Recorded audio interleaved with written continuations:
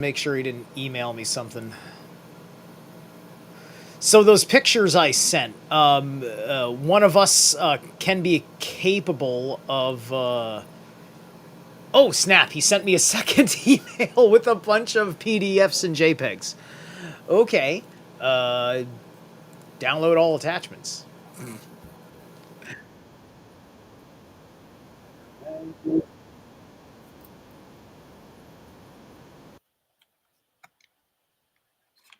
Hey guys. Hey, great to have you. Thanks for Hi, having Tom. We're live, and there's Tom. Sorry, I'm like a little too functional, so I'll be like, "Poof, there I am." So yeah. Gotcha. That's like me. But I yeah. thought we were gonna have like 3 minutes of like psychedelic conscious hip hop first. I didn't know how we were gonna get started. Oh yeah, that would have been nice. But regardless, I really appreciate everyone for tuning in. We just gotta roll with it because we're live right now. So yeah, I don't know if you're aware of this, Tom, Marja, Zerilath. I think you are. You've been a part of it for like 7, 8 hours of the whole month of June. I live streamed things about the movie The Matrix and all these things, even the philosophies and the esoterica and allegories and all these things, and it's so incredible like how much lore has been exploded from this franchise and whatever, and even just music, because I've been a conscious hip hop DJ for a dozen years, and like I've heard oodles of references to the Matrix and stuff, and however people want to act all cool and like the red pill and whatever the hell. But yeah, so I did 52 hours of live streaming. Wow. And just went through all these things, and then coming across Zerilath of what he mentioned with you, Tom, and your story, and then delving into that, and then showcasing that, and kind of having to step back and holy smokes, and just reframe everything, because your story is so incredibly compelling. So I just wanted to put that out there real quick. I had more introductory stuff, but I just wanted to introduce my really great friend, Marja West, Zerilath Immortal as well, who really is, I'm so grateful for everyone being here, but you're the man that set this up, Steven. So yeah, I'm gonna pass it to you and do what you do, man. Thank you. Man, I'm like I'm slightly living in being 19, 18 years old right now when the movie came out, right? Because this is a great honor, Tom, because as I grew up, I began to realize, why don't people that just write in Hollywood ever fucking talk? And what's happened to you is the answer to that fucking question. And I've always wanted to talk to the writer of these movies. And I'm not. I'm talking to the writer of The Immortals, which is going to be 10 times better. Thank you for being here. Thank you. It's a pleasure, guys. And it was nice to be told we'll have an intelligent audience, intelligent host. I love that. So, because basically you're watching, it's like a Far Side cartoon where the guy goes to hell and he was a music instructor. And he's sent in this room with all these heavy set boys playing tubas, and that's his punishment. And it just feels like I've been put in kind of hell where you write something to ask more questions than answer questions, and instead it gets taken and convoluted and stripped and simplified, and you're just like in that room with all the tubas playing. It's like, please, it was supposed to elicit or stimulate constructive dialogue and bring together people to solve world problems, while warning about what the plans were. It wasn't meant to be taken by those that failed at everything they did and then just strip it down, simplify it in order to make money off it. And so the message really has been missing for almost 3 decades now.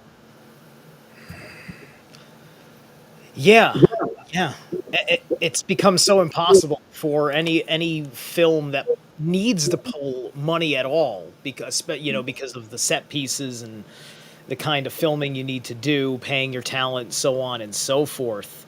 It's just like there's no reason why the system has to completely gut creativity, but it needs to. And some of the things you've talked about, because before I want to get into what the true Immortals story is, because I want to talk about that today. Not just a deconstructing the films, but really like letting the mind see your script without the pollution. Right.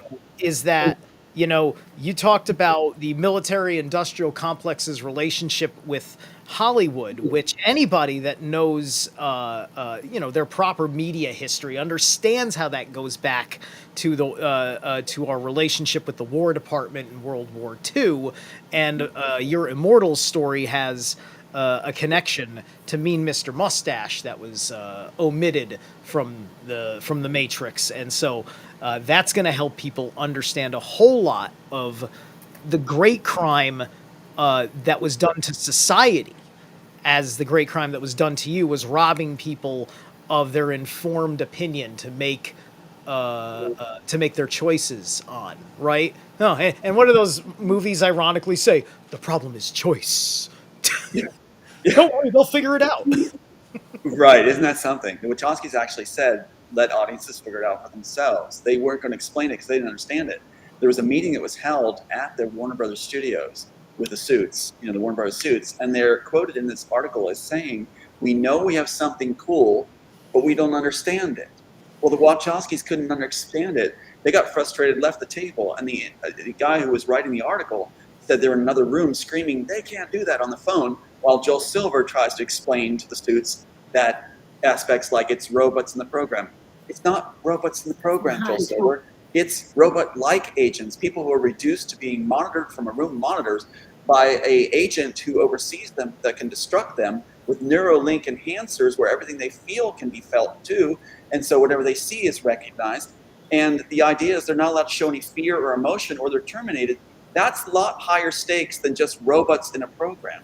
If you have actual people that are condemned to act robot-like, or else they're terminated while they're doing horrendous acts that they can't get out of their head. Christian Bale's Equilibrium. That's where they put that concept. They put it in equilibrium.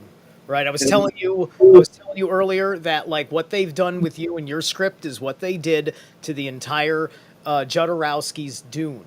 Right? They ripped it up and then they used it over a generation and threw it all over different franchises of Hollywood. Exactly. And if you look at the way that the theft was orchestrated, they keep saying, let's see the script, the full out, let's compare the full script.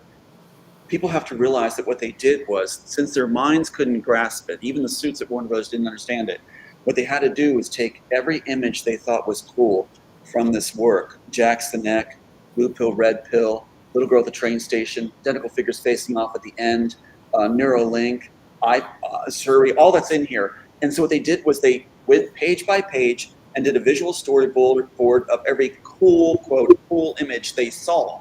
And so they lifted it that way with a 600-page storyboard. Fans of the work may remember that. And so on set, they took this in one hand, took the visual storyboard in the other, and thought they could create it on set with union wage people waiting, being paid hourly for, you know, what's next, which accumulated into an argument at the end of the filming where they were saying, they say in an article, you can find this, where they're saying everyone said to blow up the Matrix. Well, yeah, if you're lifting all the images out of a story, anything from Shakespeare to Dr. Seuss, you're going to lose the thread of that story. And if you're convoluting it that way and embellishing and throwing fluff in, as you're borrowing from other films like Dark City, Train Man from Ghost, Alice in Wonderland, if you're borrowing stuff to complete the DNA of the story that you're lifting, then you're going to have a unconclusive piece at the end. So there was a huge argument they talked about at the end where everybody they said to blow it up, and the Wachowskis kept this very ending. It didn't tie together. They took the little girl and turned her into a, quote, subplot that didn't have no meaning. The little girl is integral to a satisfying ending because she's there as Neo's daughter in the original work. And then when she hugs him and points to the sun at the end, he's reunited with her, scars gone, ageless again, and she says she watched him through the entire thing. There's a lot of meaning there. Instead of taking it and taking the little girl and just having her run up and hug the oracle and point to a sunset, and she's saying, you know, did you make that? She, Where's your ending? You're supposed to tie it together. But they didn't want that relationship. That's just one aspect right there that's very Yeah, frustrating. yeah. Because that's indicative. Like that's two things they took out that are funny enough, inherent parts of kind of the spiritual warfare that we're fighting now. Which is, this film took God out, or the higher force, as we like to call the creator, and it takes out like that family level humanity, right? It's like, look at us cool cyberpunk people that like want the freedom to dress in leather and do kung fu, is kind of like what you're left with a certain angle of the characters, which you give them the leeway for because they live in a shithole and don't have much room to develop a personality. They're all in a war. That's a good excuse, but Right. We could go on and on if we ever wanted to at some point with the stripped down scenes, the stripped down concepts, the iconic ones, where they simplified them into just moronic piles of smoking refuge. It's like, it's incredible. Like, I have so many I could tell you that make it like a living hell for me. I believe it.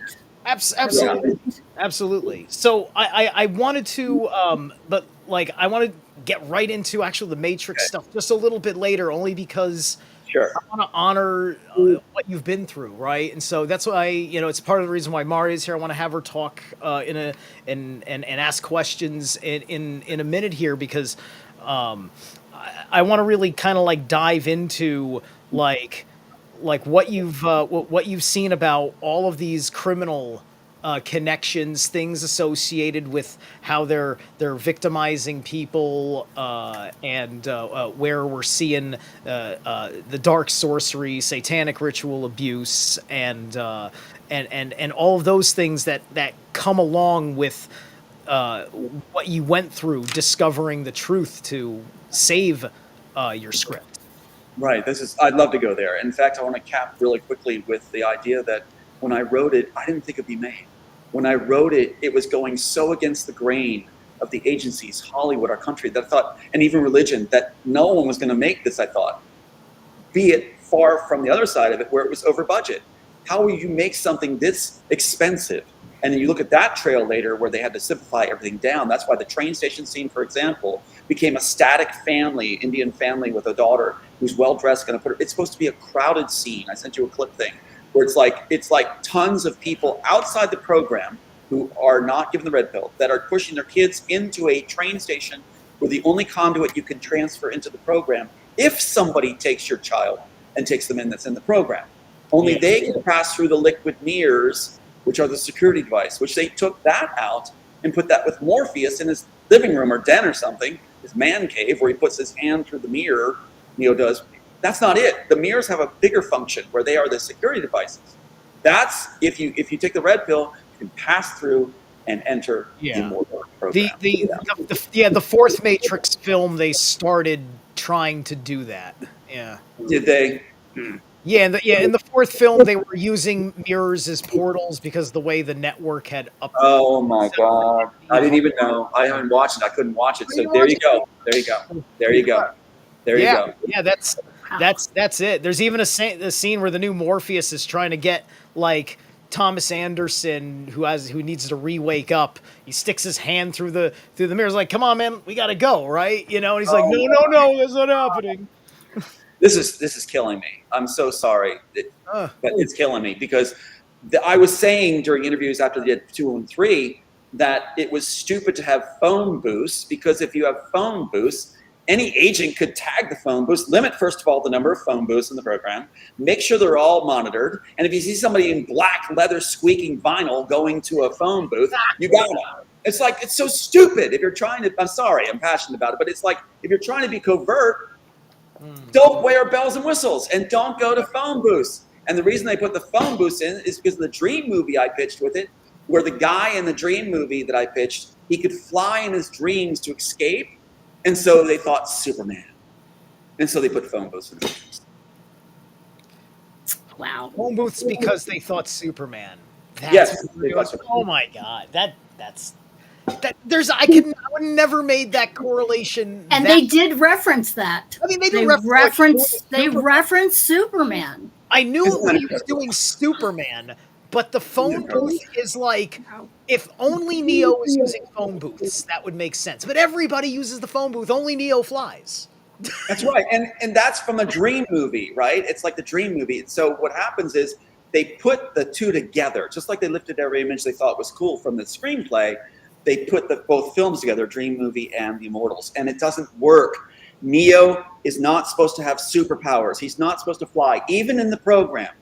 The reason he's allowed to survive at the hands of Smith is the architect has not allowed Smith to take him out. Why? Because to balance the equation in the original work, Smith is not allowed to take out Neo. Neo's not allowed to take out Smith because it feeds the stimulations. It stimulates the architect's mind. The problem in the balance equation is the architect is in an immortal program where his mind is going to atrophy from lack of stimulation. So therefore, he has these two that are against each other among the rest of the world that stimulates his mind. He wants a rough time for them. And then at the right time, he's going to pull it where Smith is going to allow to take Neo out. But get this, the architect knows that Smith is going to fail. He's betraying Smith because he wants Neo to beat Smith, to take his Neuralink, to download his memories. He's doing it all. He wants the agents purged. So he's having Neo and Underground do his dirty work while Smith thought that the architect was with him. See how it's supposed to be?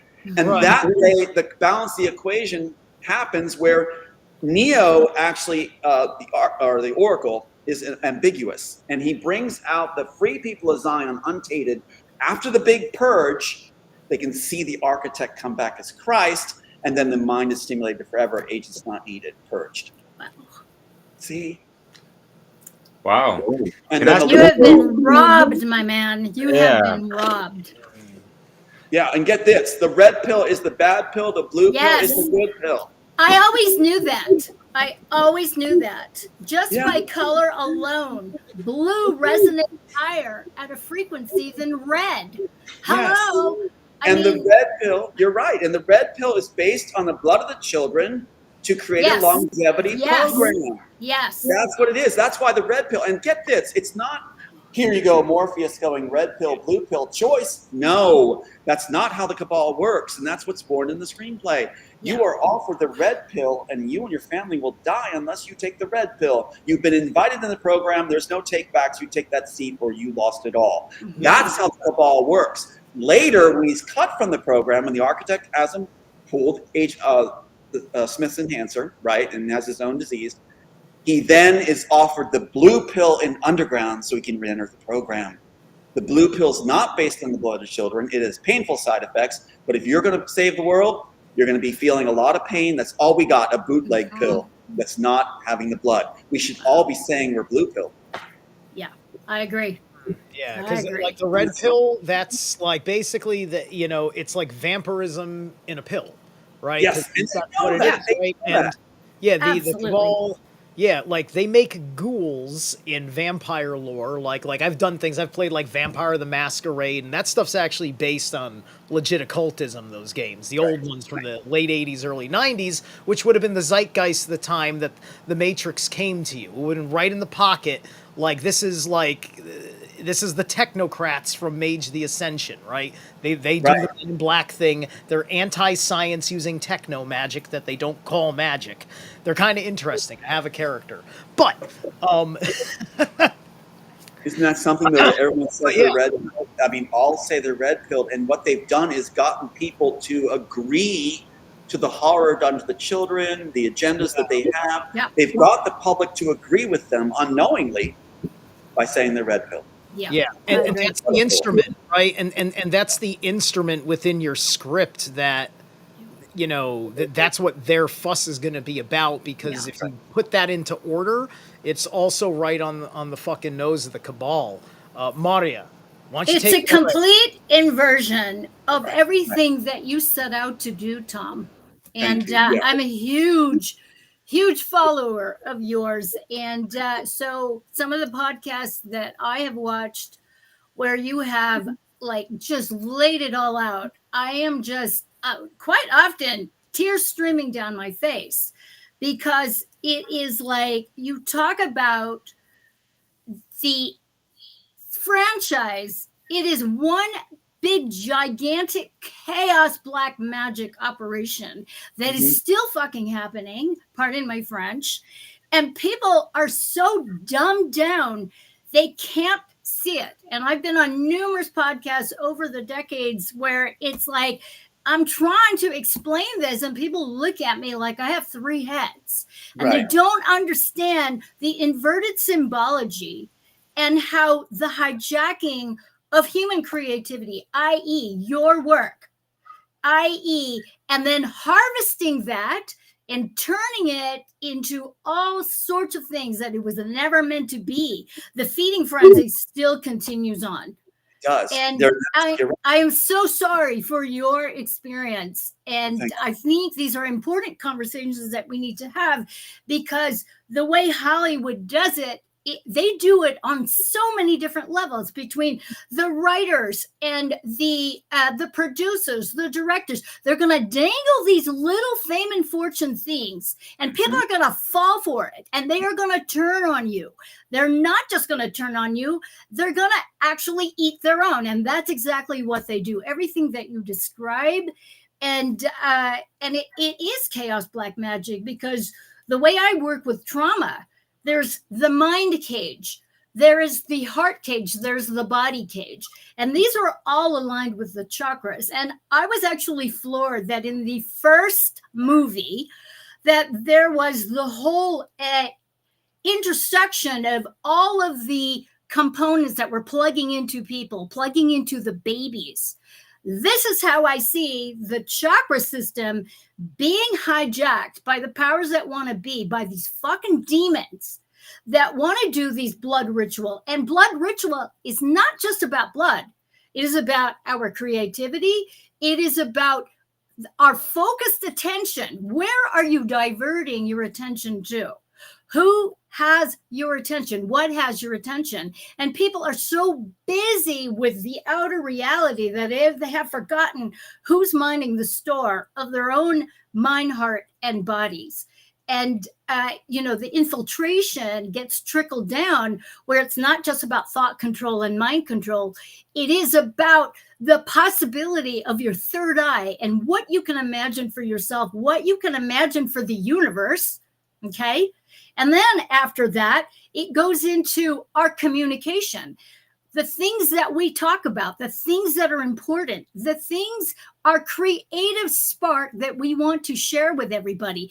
And Tom's just gotten bashed completely in all the chakras, and it just keeps continuing. And it just breaks my heart to just really see the extent on a daily basis to which this continues with, the legacy media, with the things that's going on in all of the social media outlets, on X, on Facebook, on YouTube, etc. I mean, it just goes on and on and on. Where's Tom? I think is he in? No, I'm not seeing him. Okay, there was a drop. Okay. Yeah, I know he's had internet issues and all that. So I thought you noticed that and you were trying to message him, if you don't mind, Steve. Yeah. I'm sitting right here in on Facebook. Sure. But in the meantime, Marja, continuing, that's really pertinent of what you said, and I think I have worked with numerous Hollywood folks who have bashed up against a concrete wall because they dared to say, no, I'm not going to do that. And as a result, there is this, there's a slapback, there's a pushback, there are consequences to going your own way. And there are consequences to having an independent thought, to thinking critically, to saying no to being exploited for the sake of being exploited even more. And fortunately, a lot of people are kind of falling by the wayside and trying to find different ways to be in their creativity, being in their expressiveness. And it may not be Hollywood, it's something else. theater at a local level, at a city level, at a state level, rather than going into these big, huge productions, which are, I mean, as far as I'm concerned, they are harvesting centers for creativity, sexuality, you name it. All of it. Free speech. And what can I just add something real quick, Maria? Because of course, I mean, I mentioned this. You know, we were both in the Corey Angelis, Freedom Summit, and one of the things I mentioned is that like the elites or whoever the hell, and like they're trying to recruit the best and the brightest and the most talented and all that stuff, and put them in certain cages of programmings or whatever, have their handlers and all these things, so they parade as the people's champions and the experts and yada yada. And all these things, and yet there's limited, and they're cut down and hijacked from their gifts and talents and all that stuff, and what they've cultivated, throughout their youth and whatever the fuck, right? Yeah, absolutely. And our only recourse is to stay aligned, to stay centered, and not fall for any of the trappings that would hijack our integrity, because this is a spiritual war for our consciousness. It is a spiritual war for our creativity. It is a spiritual war for who gets our attention. And getting our attention is, it's easy. It's easy to have our attention hijacked. It's easy to get waylaid by any of the shit shows that are either being presented to you, whether it's personal or impersonal. I mean, look at the stuff that's like going on in the world. Unless you're completely isolated, you get exposed to it, and you have to be really, really conscious and steadfast in willfully ignoring that bullshit. Otherwise, you become a tool for the powers that want to be, or food for them. So it's nuts. It's really nuts. But we have the power. We have the power of making the choice to stay aligned and stay centered and not fall for any of this crap, and not taking the easy way out, because that's the thing, is that people want to be entertained, and they don't care. They don't care what it means. And, and there's also the sort of push to willfully ignore that SRA is real, that pedophilia is real. There's so much of this going on in all those social media outlets that, these are all true for conspiracy theories. And, frankly, I want to punch people when I hear that kind of stuff, because you can poo-poo it all you want. But, unless it really starts to affect you personally and directly, a lot of people are willing to give it a pass, and they're willing to give their resources, their money, their attention to anything Hollywood puts out. Indeed. So we're sitting here. I have not heard from Tom in email or or on the other connections that we got on Facebook. So I don't know if he's having I don't think it's gonna be like a power issue at this point. Mm-hmm. So I don't know what's going on. Yeah, it's unfortunate, but between the three of us, we can just keep it going, because it's just a really growing conversation. Yeah, we certainly can, because now my mind is thinking about changing gears and doing a little bit of for that. So Zerilath, real quick, man. One of the comments, someone mentioned Ken Wilber connection. Are you familiar with him? Ken Wilber? I don't know if I know that name at all. Ken Wilber. I'm gonna just. It was a question for Tom, obviously, but yeah. I don't know any context for Ken Wilber, so I just say Ken Wilber, Hollywood. He's an author, a kind of guru type. I need more context on the name Ken Wilber. That could mean anything. I'm sorry. No worries. It's nothing we're gonna get hung up on, because we'll save that for Tom. Which what he was trying to do, I don't know if people understood and have even listened to any of his interviews, but one of the things that really caught my ears when he had a great chat with Matt Belair out in Canada, he said he's trying to, like, he's whispering through arts, working that magic subtly but surely and all that stuff. And it's so fucking disgusting how these things get hijacked, distorted, perverted, inverted, and what the fuck? Just so like I mentioned, these people champions are like, hey, starring this person in this movie and blah blah blah. And it's not to cut down on all these people and like as if they're fucking robots or whatever, but it's just to kind of dispel the idea that these are people that we should be looking up to. Like actors. What is an actor, right? Yeah. They put on so many different personas. Sometimes they don't even know themselves to a good degree, like we do in this fucking pathwork that we're about, right? Yeah. So, Well, that's part of the hijacking of the mind, is that you dangle very, very pretty, attractive people, and people, the average human being is desperate to give their power away, desperate for attention, desperate to have that reflected back. And it's like they want to be and they want to align with these actors and actresses and kind of be like them. And that is just another way of like really pushing forth the agenda of giving your power away, giving your attention away, your resources away to a person outside of you. And so, that sort of celebrity worship, I mean, that is part of the mind cage, because you've got these projections of who you think these people are, what they represent, and what they represent for you. That somehow, if you're in that club, that cult, you can be, just make yourself bigger. Your perceived value will be higher.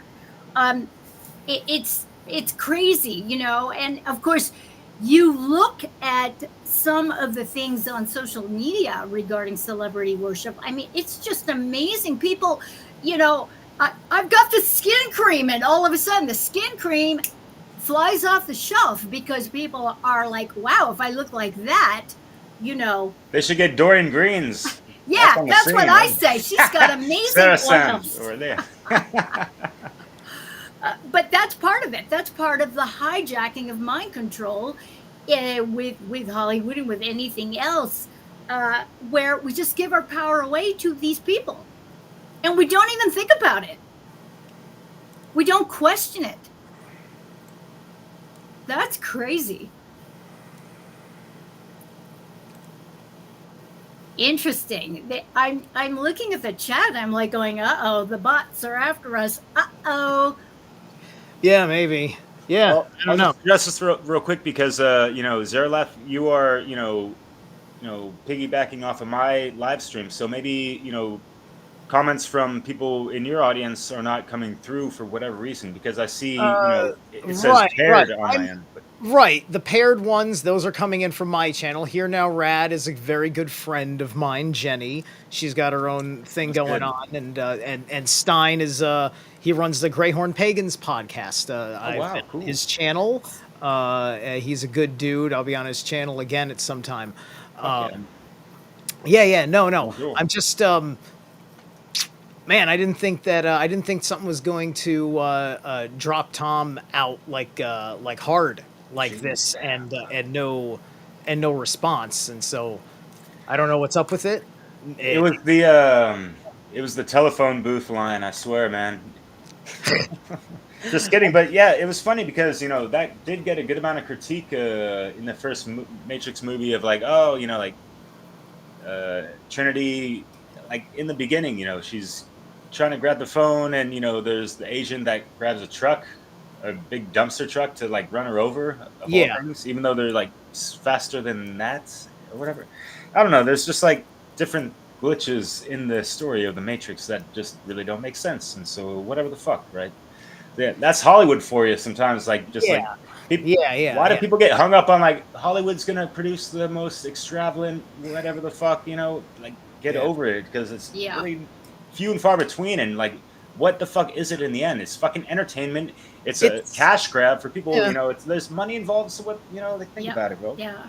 It's a difference between what's good enough to entertain you versus like somebody really putting out their congruent, coherent like story, right? And then that just it makes the film unfold in a very different way because in the late 1990s that movie was probably just more supposed to be fun. There had been other films done just like it, right? Like not just like it, but like it's just like if you saw Dark City, you would have been like, oh yeah, like Dark City, right? So this had a very, very different impact because of the level of reference to your life and your world around you, and that point did get conveyed effectively.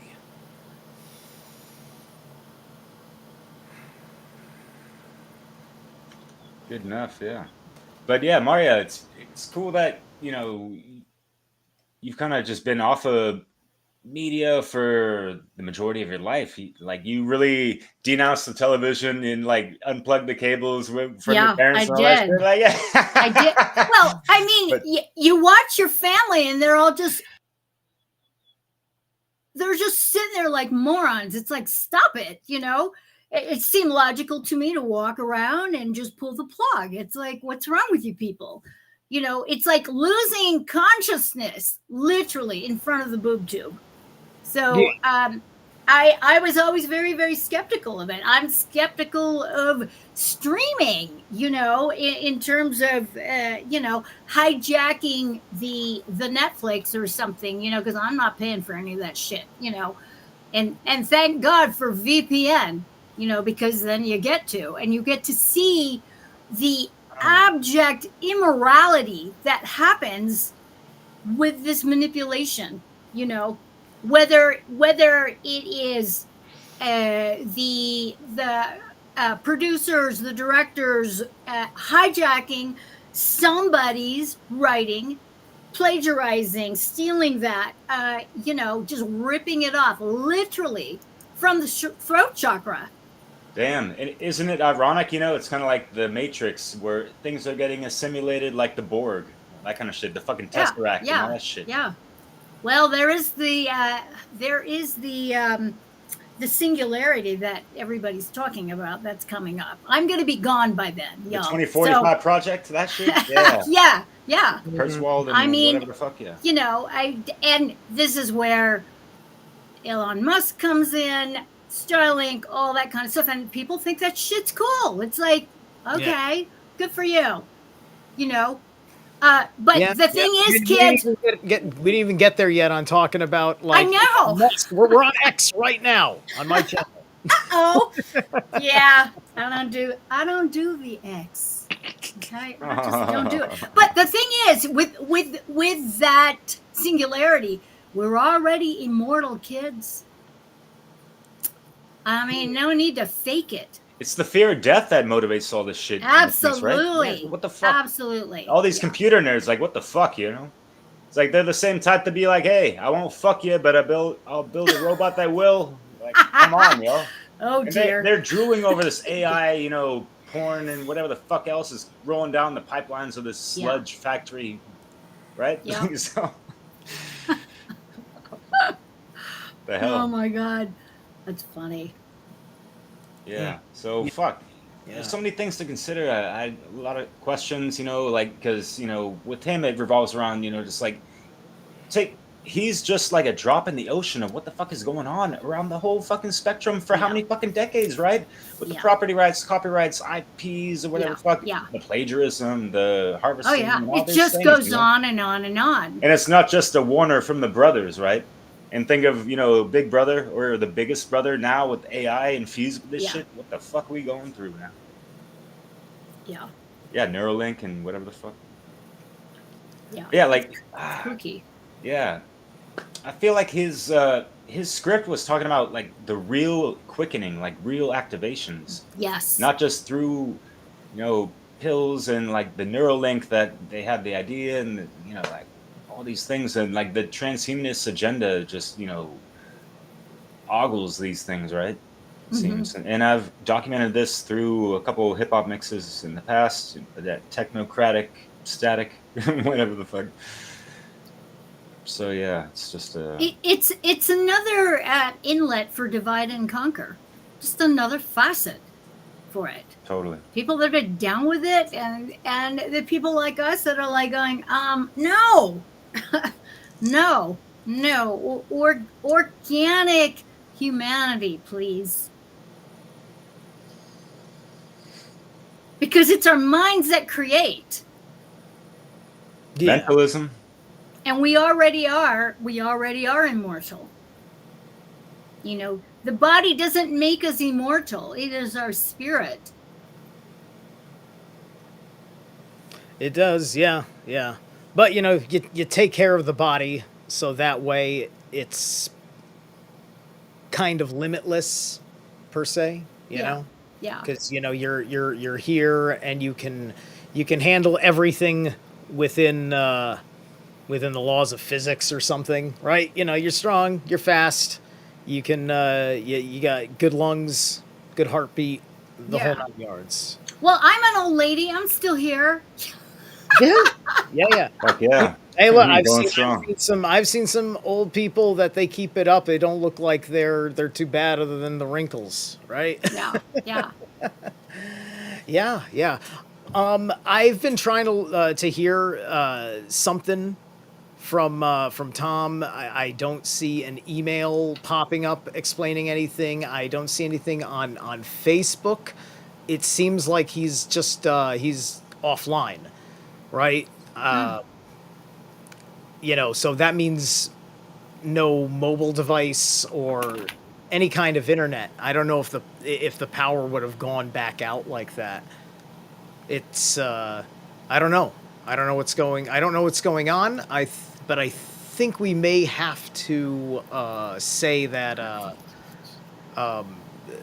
that this is we have to we'll have to figure out a future that Tom wants to come on. And so how much further do we want to have a chit chat today on this? It's up to you. Yeah, I'm good to go for however long. I don't care. Right. How does the audience feel? And would you guys like to have a little... We're vintage. Yes, we are. Fuck yeah. I got a couple little short 1-2 minute clips I could show, and if you guys want to comment on that, we can make it a little interesting. Yeah, you guys have some notes, whatever the fuck.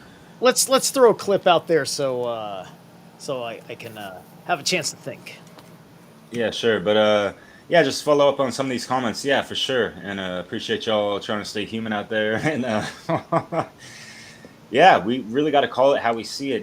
Call a spade a fucking spade at this point. And yeah, one of the things that I wanted to mention with Tom is what he was, this whole duality and what he mentioned with the architect. It seemed like with him and Neo, he was creating this false overlay of duality, in a sense, to continue his energy loose or whatever the fuck. Because he had to depend on other life force energy, because he's not an eternal being like us. Even though us on the 3D level, we're cut off from fucking source in this realm, right? Thanks a lot, Draconian, whoever the fuck else, right? But anyways. Yeah, sometimes you just want to go back into the Matrix and fall back asleep. As was well done with Brandon Martin's presentation, Deciphering the Matrix. It's just a segue into this, showing Cypher having a simulated bon appetit. Yeah. That's man.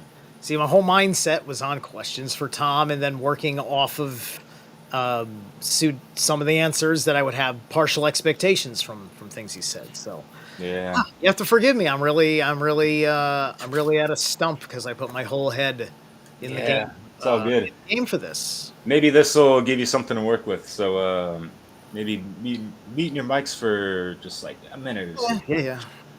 Bon appetit. Do we have a deal, Mr. Reagan? You know, I know this steak doesn't exist. I know that when I put it in my mouth, the Matrix is telling my brain that it is juicy and delicious. After 9 years, you know what I realize?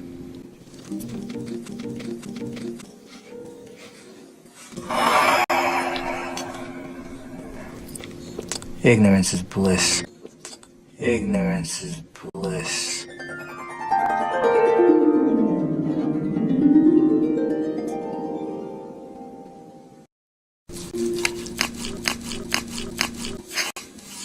Do we have... Oh, sorry. That is good. Yeah. I like it. Yeah. It's just that satanic mind state of just like Yeah. the My Freedom movement type of thing of just like, yeah, I just got to do what I got to do to stay free and healthy in my own like limited conscious, mind state or whatever the fuck. Mm-hmm. Yeah. Yeah. Well, all about me, and me, and me. It's the compulsion. I mean, the number one thing that they want from you is to be comfortable enough to let them fuck with the people that they want to target, right? They love the apathy. This is that. This comes with that Satanist mindset. The ones that get that knowledge that like Mark Passio talks about, but they don't care about other people, versus the difference between them and us, where we stand on that same level of seeing, but we don't abuse and exploit people, and we're trying to make them a little bit closer to enlightenment, like we're seeking to achieve. Yeah, and we're seeking to heal as well to achieve that. As here now, Rad mentioned that's part of it being rough. Like taking whatever pill to get that awakening, whatever the fuck metaphor, right?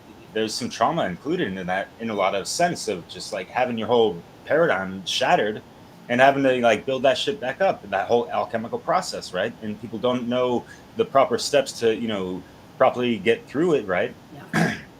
But it's something that people just gotta overcome, and we could kind of help each other out. Marja's been doing phenomenal work for decades, one-on-ones with hundreds of people. I'm tired. Yeah, I am thinking of retiring. I'm thinking of quitting all that. And guess what?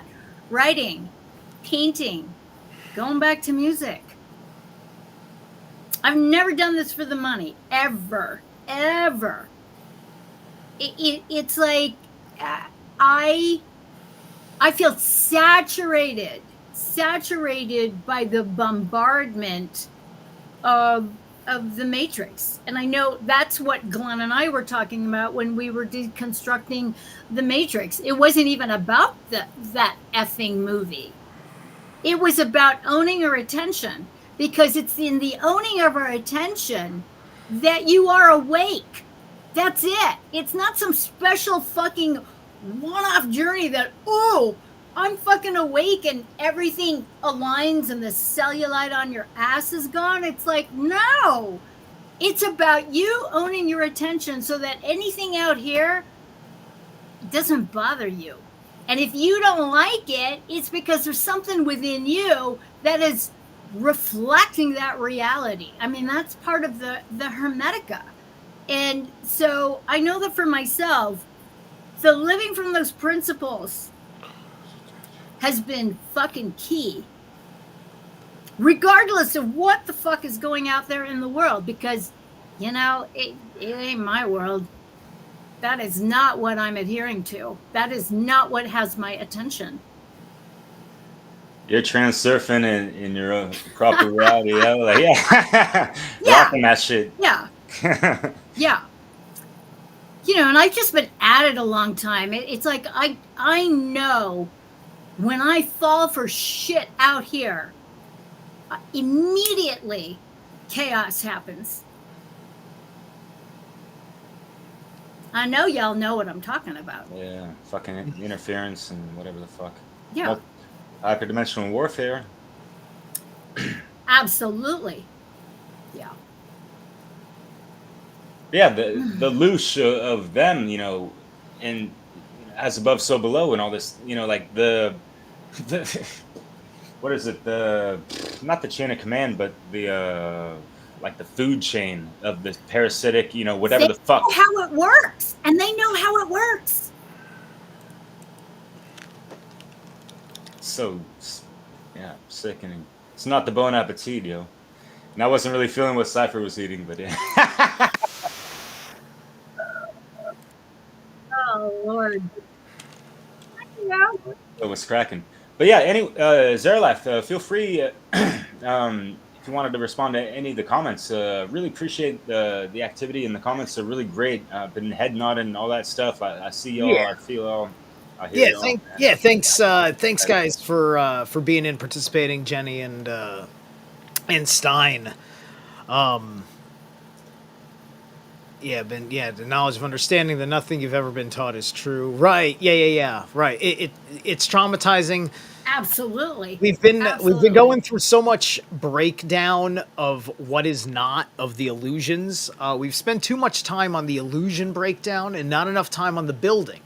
This is why I was hoping to, after we talked a little bit more about the SRA side of it, was to get right down into Tom's script and be a little bit more walkthrough-ish, right? To understand all the things that make it work as not being in a virtual reality situation with programs running around all over the place, because this is a very material world thing. He was just explaining like no powers at all or something like, which that at least the flying shit. It completely changes what you think the action is going to be in the film. It even can sit there and make you say probably you wouldn't even need bullet time if it's like it's like that, right? But now I don't know yet. Yeah. Yeah.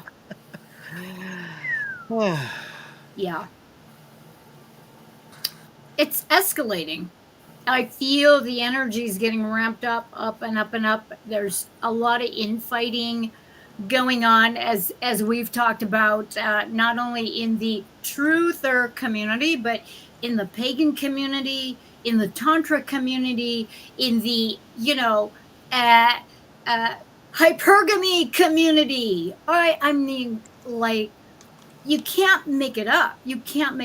It's like, my truth is truer than yours. And, it's like people just like getting up in my face. And I'm like going, ooh, okay. Yeah, okay. This is all I could do. I just do that. You don't even want to argue with that, because there's no arguing with it. It's not going to be filled with critical thinking or any good arguments. It will downgrade to name calling and commenting on the bags under my eyes. It's like, okay.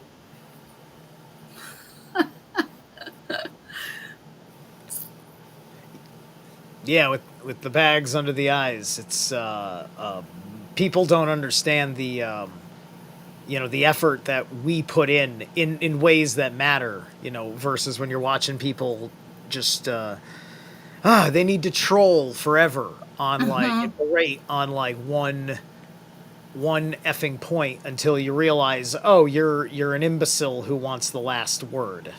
Okay. Yeah, exactly. It's ridiculous. Yep. And that's what we try to do at Dissolving the Divide, just be like, hey, like, let's get over our shit. No one has it all figured out. That's fine. Like, let's focus on some priorities, like, actual fucking freedom. No one's loving the fact, like, $100 for a small bag of groceries or whatever the fuck's going on with that. And, yeah, whatever the clusterfuck else tangled up in the Gordian knot of society in this world, whatever, right? Yeah. Yeah. Yeah. You know about that, Maria? Like, I was thinking it spelled like WHILD kind of world, that kind of stuff, but Nice. hinting towards, the reality, the world is not, like the planet or whatever, right? Yeah, the world is not the planet. The world is the matrix. The planet is an essential part of the true quantum field creation field universe, of which we, as true humans, exist to create formless into form. I mean, I say this over and over and over again. We each have a unique signature for creativity, and the Matrix tells you no. Only special people do. Only people who make it to Hollywood do. It's fuck off, Ooh, sorry. Pardon my French. I'm trying not to drop the F-bomb so much. But it's so rude, Yeah,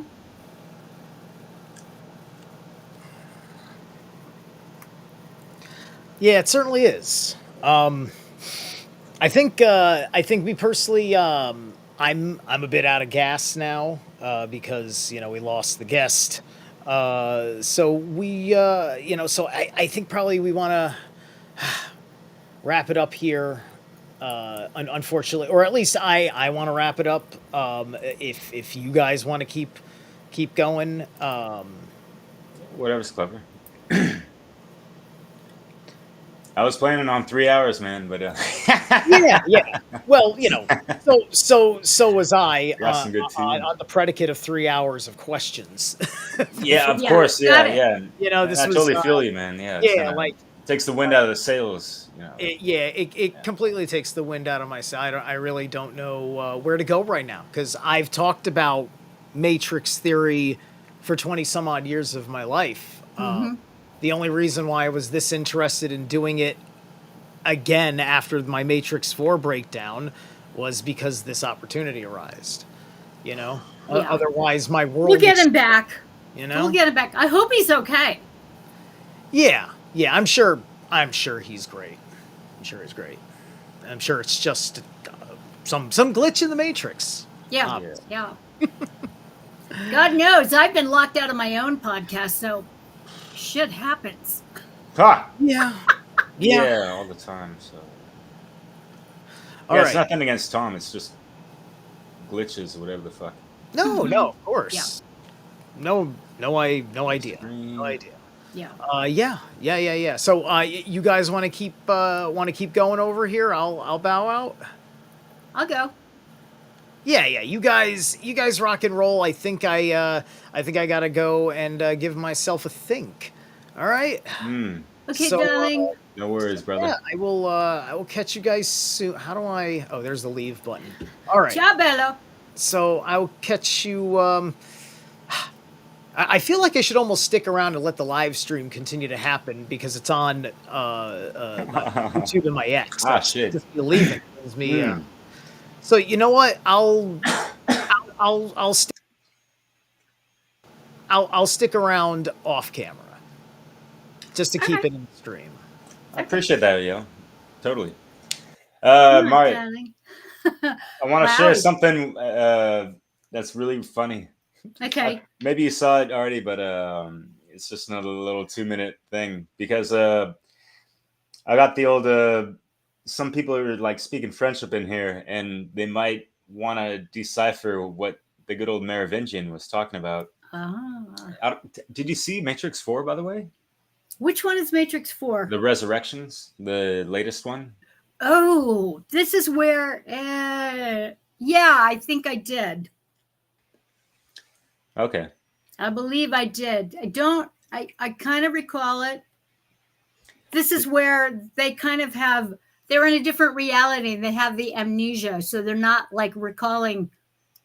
Yeah. And they're drinking simi lattes all the day long. Like. Oh man. But I was looking to showcase Mark Passio's. He did 2 podcasts on deciphering the decoding, if you will, the Matrix 4, and that's fucking, it was really brilliant. But anyways, this is not as brilliant, but more funny. But I'll decipher right, this. down. Yeah, we're...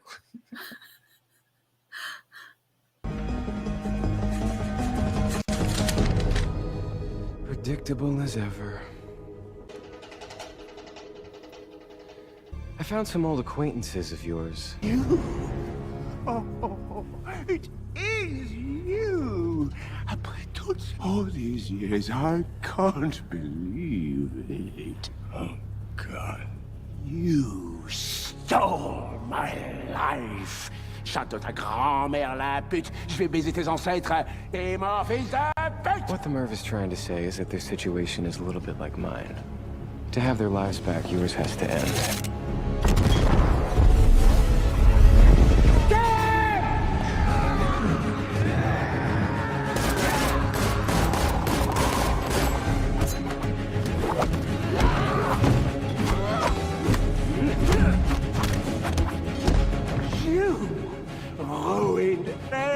Suck my silky ass thing! We had grace.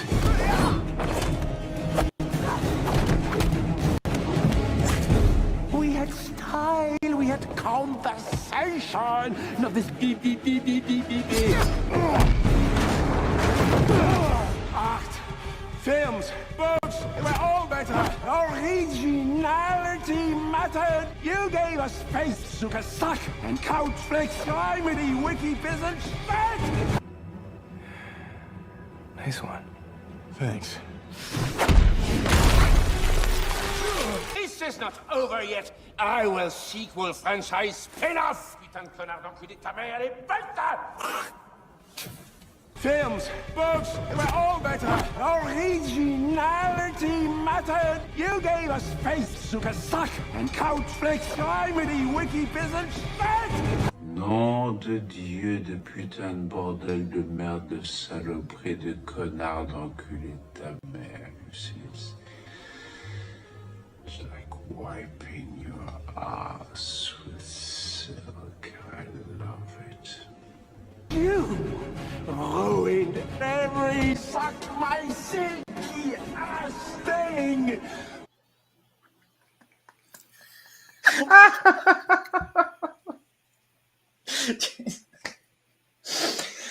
Oh shit! I haven't seen that in a while, but oh my God. Nom de Dieu, de putain de merde, de saloperie, connard, de nicta, n'importe quoi. I deciphered that already, but yeah, like it's like wiping your ass with silk, and then in the last movie, it's like suck my silky ass thing. He's living in nostalgic times, you know. Right. And then I think in the first one, he's got to take a piss, or is that in the second one? I can't remember. Oh my God. The first so one fucking funny. To take a piss, but he was actually getting head at the head. Yes. Oh, that's right. That's right. Anyways. Oh my God. Yes. But, fuck. So you know that character and that archetype, right? He's like that, you know, the dark occultist trying to like, and just like the name Merovingian, you know what's up with that shit. So. Yes. Associated with the Mary line, the Jesus's mama. We all go there. It's like, I don't even want to go there. More divide and conquer, more Christian bullshit. Yes. All that. Yo, what's cracking? Good to see you, man. A piss in the abyss. Yeah. Yeah. Oh, man. It's got some cool jingles, too, yeah. Fuck. So, anything on your mind? Because I know, just, you know, you speak so much about the Matrix and like, obviously, just to ask you questions to your work and stuff, like, when you speak about the Matrix, for people listening, what is that? What do you vision in your, what is that about? What is that? It has zero to do with the movie. The movie is a great metaphor for the hijacking of human creativity, and it particularly with Tom's story and his experience, because it's so egregiously evil what has happened to him, and the collectivism of the fuckery. I mean, you talk about a controlled effort to fuck with someone over the course of 3 decades, over 3 decades, and to affect someone's life so much so that it's not just about stealing and plagiarism. It's about murder. It's about, I mean, I can't wrap my mind around it. However, if I stick myself in the Matrix for a moment, not the movie, but the world, which is perception managed, and that's what the Matrix is. It is the perception managed universe where you don't own your attention. Whatever's out here owns your attention. Whatever's parading in front of you, and whatever is in here based often on your reactivity to the shit you don't like that's going on. And our awakened center, kids, is here. It's a center screen. It's called the center screen in transurfing reality, where you are able to witness what's out here and the shit going on in your head, and know that both those things are trying to hijack your attention so you're not here anymore and you're being manipulated. That's what it is. And so, teaching survivors of SRA and trauma-based mind control how to do that is fucking tricky, because we have been mind controlled and actually rewarded to stay asleep, to be compliant, to be part of the crowd, to be part of the echo chamber, to be a sycophant. Yes.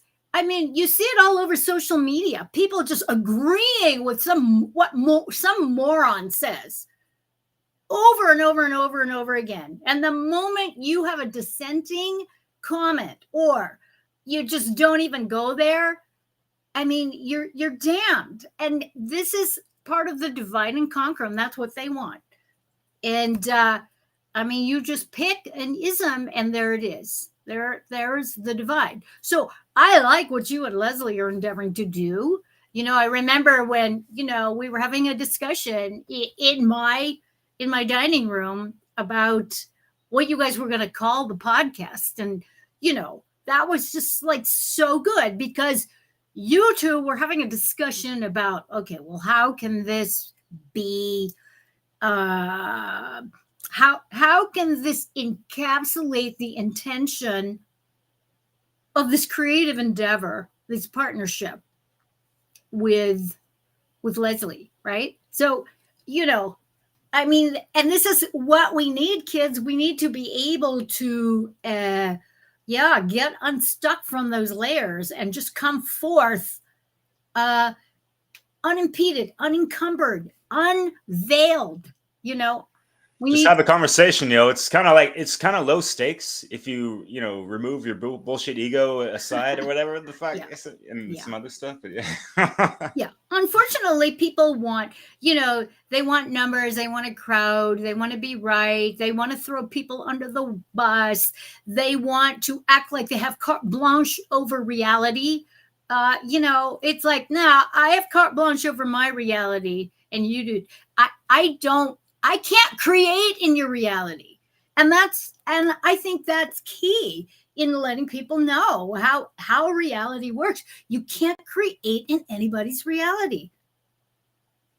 And we're having an intersection right now. You and I, our realities are intersecting. Right. And I guess, that's even more so. It's like, I always have the word convoluted in my head. I don't know why. It's like that French glitch in my mental matrix. No, that totally makes sense. But with relationships, how does that dynamic work with, trying to co-create that reality within that partnership, I guess? Well, exactly, because in a partnership, you have two people, two different realities that are merging together. And, it's like the Vesica Pisces. So you've got the yoni where there's an intersection. So here it is. Here is the creation field with two people. And, you got to consciously navigate that. And that's tricky because, we're programmed in mind control to be at odds with somebody else.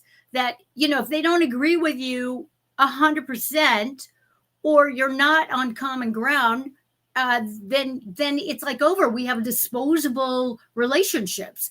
And I'm not saying that's a bad thing because, there's some people that they're just naturally toxic, and you don't want to have your life hijacked by somebody who's just chronically toxic. But that's not what I'm referring to. I'm referring naturally to disposable. yeah. It's like, swipe left, swipe right. However it is on those dating sites, I'm not sure. I've heard about it. It's like, wow, okay, But we need to learn to coexist. What was that?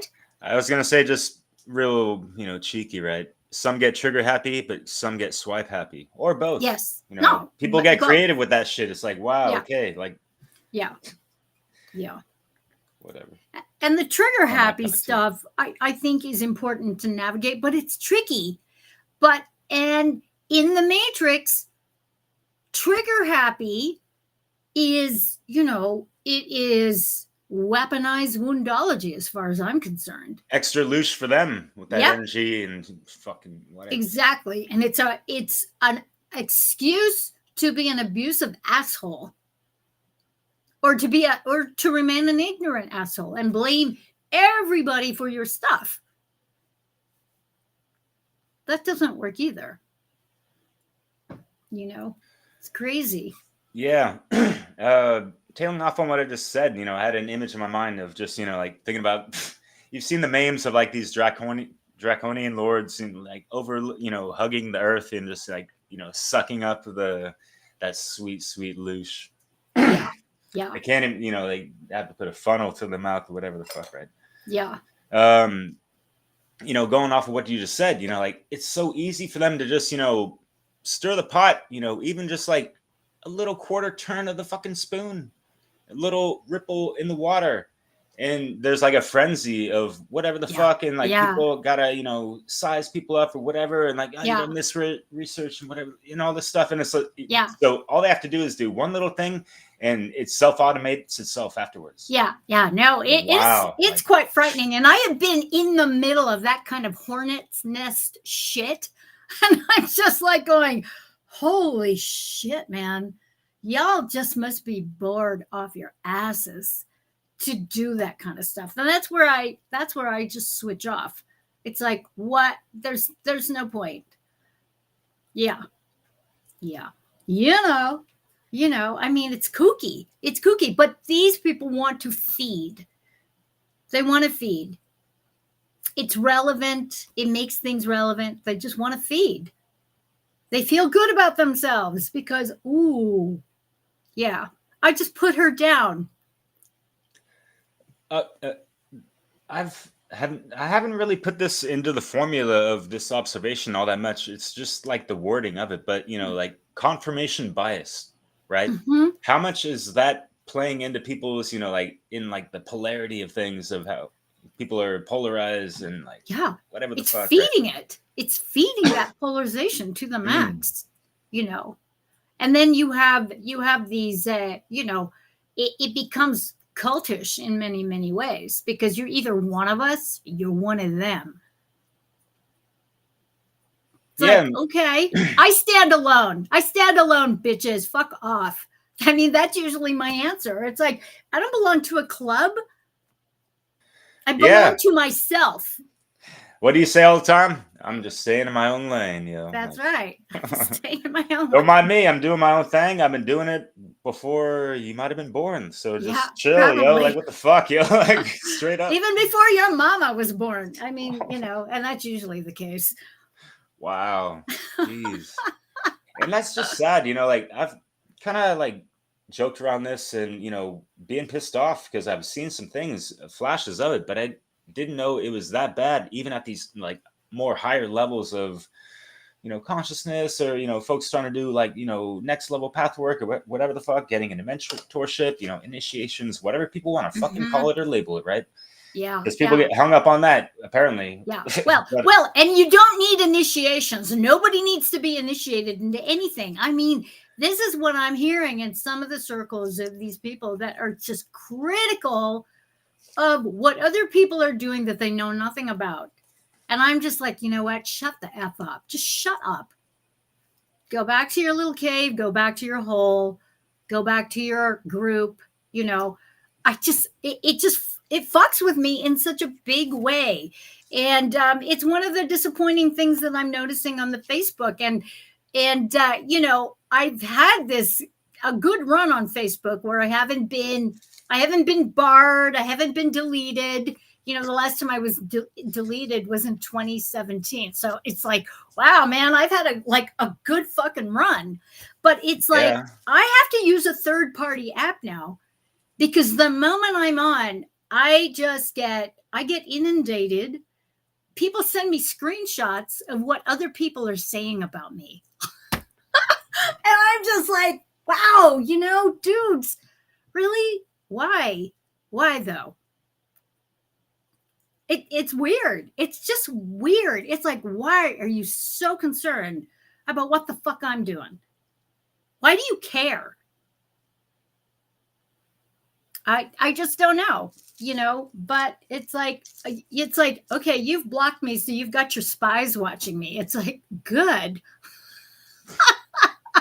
It's nice to know I'm a topic of conversation. It's so stupid. It's really kind of freaky, you know. It's like, wow, people, I don't understand. Neither do I. Cheers, Jerry. What's cracking, man? Hope you survived the hurricane. He's out in the Yucatan Peninsula. Aha! Part of them One Great Work Warriors. Yeah. So. Yay! Yay! But yeah. So. Yeah. Otherwise, life is about creativity. It's about self-expression. It's about, you know, doing the things that bring us joy, that lights us up.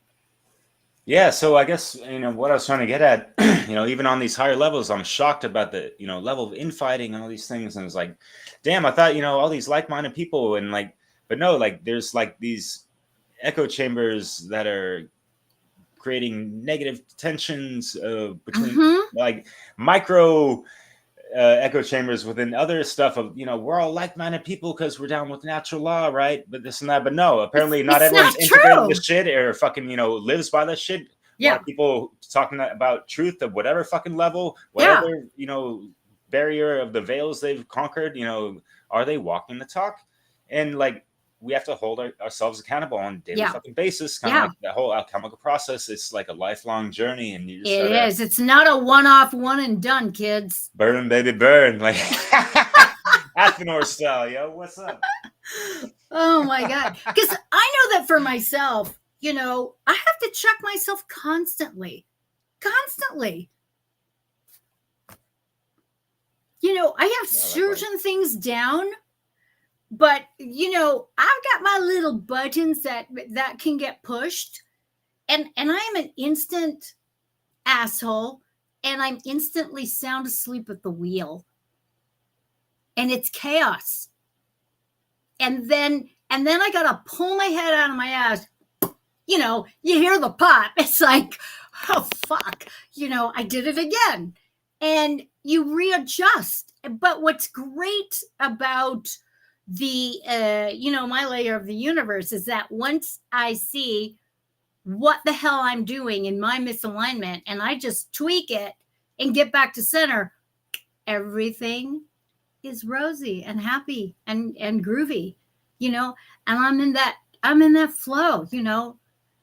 But the moment I get hijacked by something that I don't like or it's not going my way, and I identify it with it, I say I am that fucking shit, it's over momentarily until I'm able to snap out of it, see myself, see reality, and exit that matrix, because that's kind of what happens. Yeah, totally. And I'm sure it's just like part of it, and it means more. But you know, like being in that center screen, it's in layman's terms, we could say it's like being in the moment, just like being present, be here now. Mm-hmm. Yeah. Like hear the Yeah. hearts with the ears. Yes. You know, Yes. they're all The first eye, the heart. It's that identifying the I am divine love, and not to identify with appearances. Because that's the whole thing with the Matrix. The Matrix is all about appearances. And saying I am to those appearances. Giving your energy to that. And freaking the fuck out about it. And it's easy to do. You know, or freaking the fuck about it here quietly in your head. Where you're sitting there. And, you know, that mind effery is not a good time. It's never a good time for me. If I'm overthinking things, wow, that is just, it's not good. It's not fun. Fuck, I hear it's you. A drag. Yeah. It's a long train of thought that's dragging you along the tracks. And that's what it's doing. And that's an excellent way to like illustrate what it means to be, to have your reality hijacked in such a way where, you know, it's a loose train. You're out of control. And how do you get back in charge? You know, you got to be still enough to see what's happening, to feel it, to notice that your attention is not yours. You don't own your attention. And so that's what a lot of Glenn and I talked about, you know. Yeah, totally. If anyone wants to watch that, you know, Love, Truth, and Beauty, her channel, Glenn Trem, sorry, the One Great Work Experience. Yes. Which Glenn is awesome. Yeah. Fuck yeah. Trilingual, at least. Yes, very much so. Yeah, it was fun. It was really, really lots of fun. Yeah. Oh, real quick, because I know you're such an eclectic musician and and all that. Ozzy Osbourne, what's up with that? Running on a train, crazy train. Like that came to mind. Can you glean anything off that song of what you just talked about? Not really. Okay, never mind then. Not really. I mean, I appreciate him. Definitely appreciate him because I'm an old school rocker. But word. You know, at the same time, I think a lot of his character, or he's just a caricature to me that I just mostly want to laugh. And I'm not coming down on him. I mean, he just brings laughter to my reality. My layer of the universe wants to laugh when he is brought up, you know. Likewise, yo. Right? Yeah. Going back to this last comment. Yeah, Theo, you felt that for sure. But I can't go back to who I was yesterday because I was a different person. And, absolutely. Right on. Yeah, Marja, as far as like the alchemical process and on a cellular level and how it's just regenerating all the time. Mm-hmm. It's going through the death and rebirth and all these things, the cycle on a daily fucking basis. Constantly. You know, that's, yeah. And, so like, and that is one of our superpowers. Right? Because if you don't like who you are right now, you can make a different choice. Epigenetics. Change your mindset.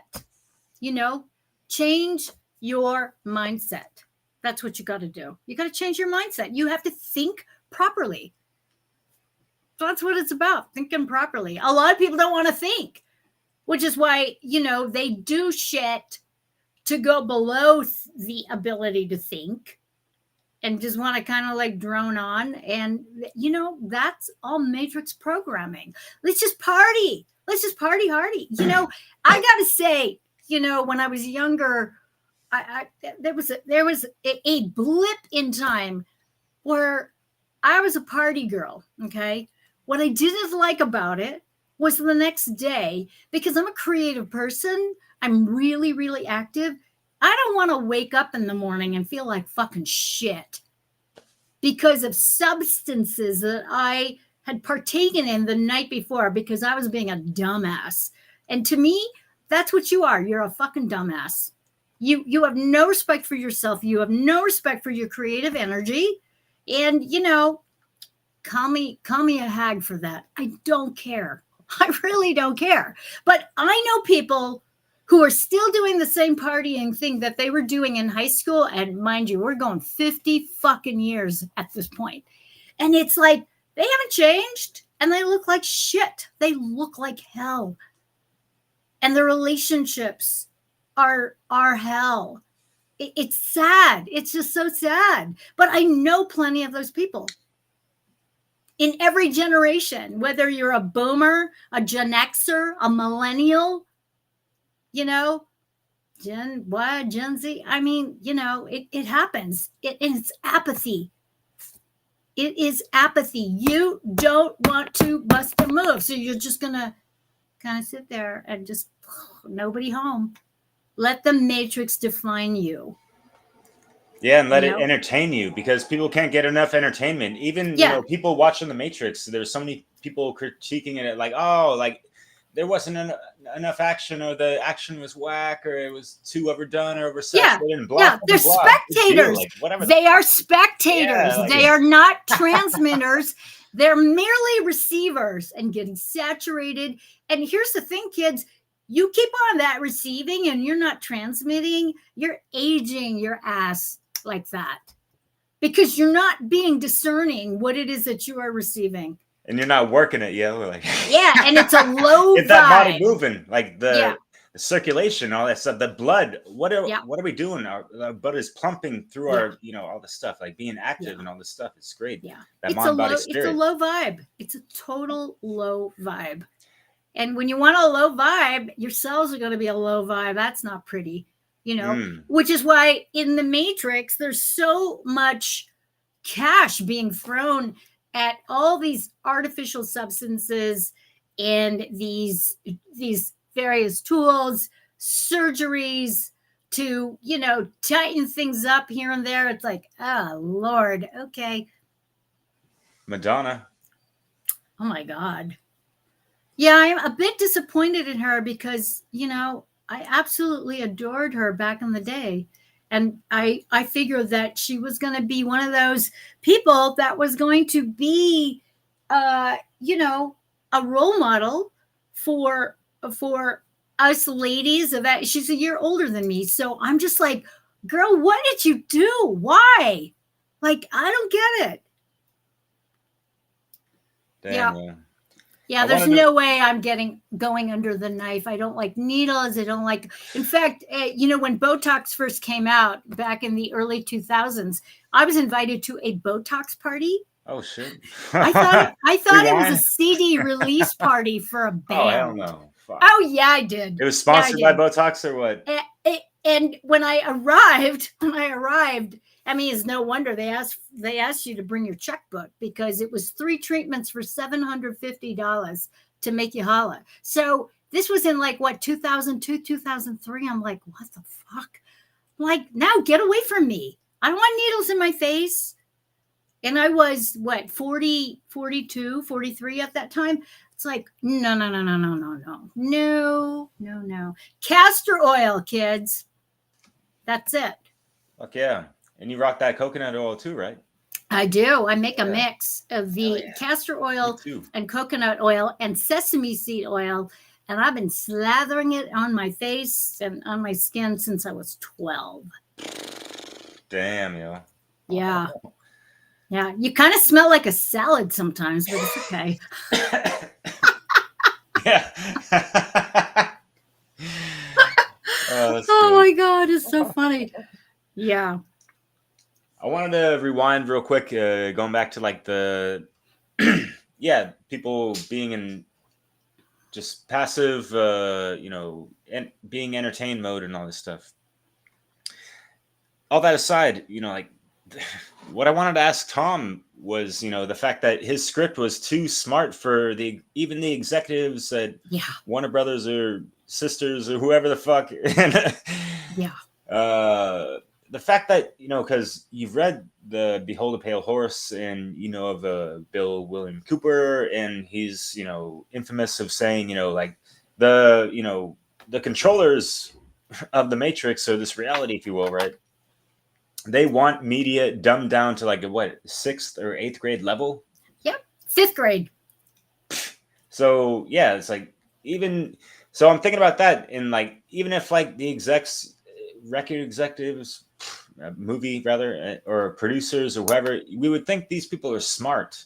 Yet they were brought up on, the programs, in a different flavor and intensity as we were, Generation X, what I'm in and whatever. Yeah, I'm on the cusp of Boomer and Gen X. It's like what? Yeah, Gen X seems to be like a huge window. It was too creative back in the day. Like what the hell? 1959, 1960. That is the cusp of Boomer and Gen X. 59, late 59. Yeah. Isn't that crazy? That is some crazy shit. Yes, I love hemp oil. Hemp oil is really relaxing for, I think, like doing lymphatic drainage massage. I've got to do that video. I've got to make that video on the lymphatic. Oh, yeah. Fuck yeah. Yeah. That was one of the things that I wanted to do while you were, while you were living with me. Oh, cool. That would have been fun. Yeah. But fuck yeah. Just whoops. Hey, like. Oopsie. We had so much fun thrifting and all the other. I know that was really good. And Desert Fog. I had some Desert Fog not that long ago. It was very good. Yeah. Yeah. I like the beer. So that's one of the things that I learned with you is like enjoying beer, which is a relaxant, Yeah, a little bit. I try not to let it, impede my, workflow and all that stuff. It sucks because it's a dangerous substance, because sometimes once it hits your lips and all that stuff, and we've had numerous discussions about functional alcoholics and all that stuff, and like the European way of things, and being out here. And I used to live in Europe. I used to live in Europe, so I know what that is. I mean, my hosts in Arezzo, like they would start drinking at like 3:30, 4 o'clock. Holy moly. And it would go on till 2 a.m. every single day. That's every single day. And they were great. They were great. I mean, mind you, I really didn't appreciate,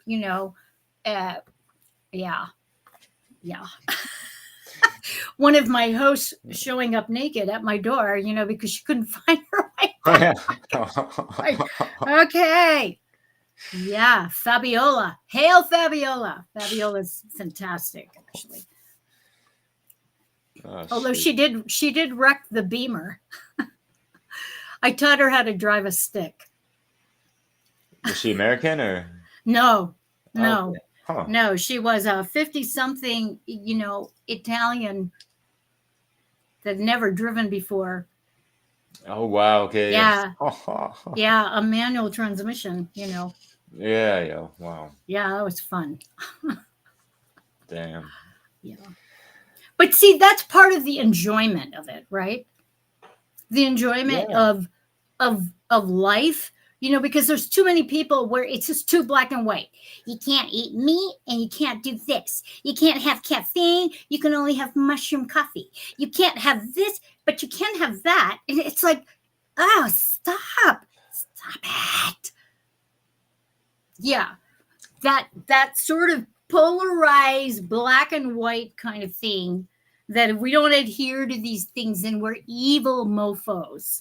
Yeah, and people are kind of suffering as well, trying to like fit into these, rigid molds or whatever the fuck. I want to call it a trend sometimes, but with certain things, obviously you can see, what the Matrix has to offer with, the daily scroll of what's being, advertised on Face Crook. Right.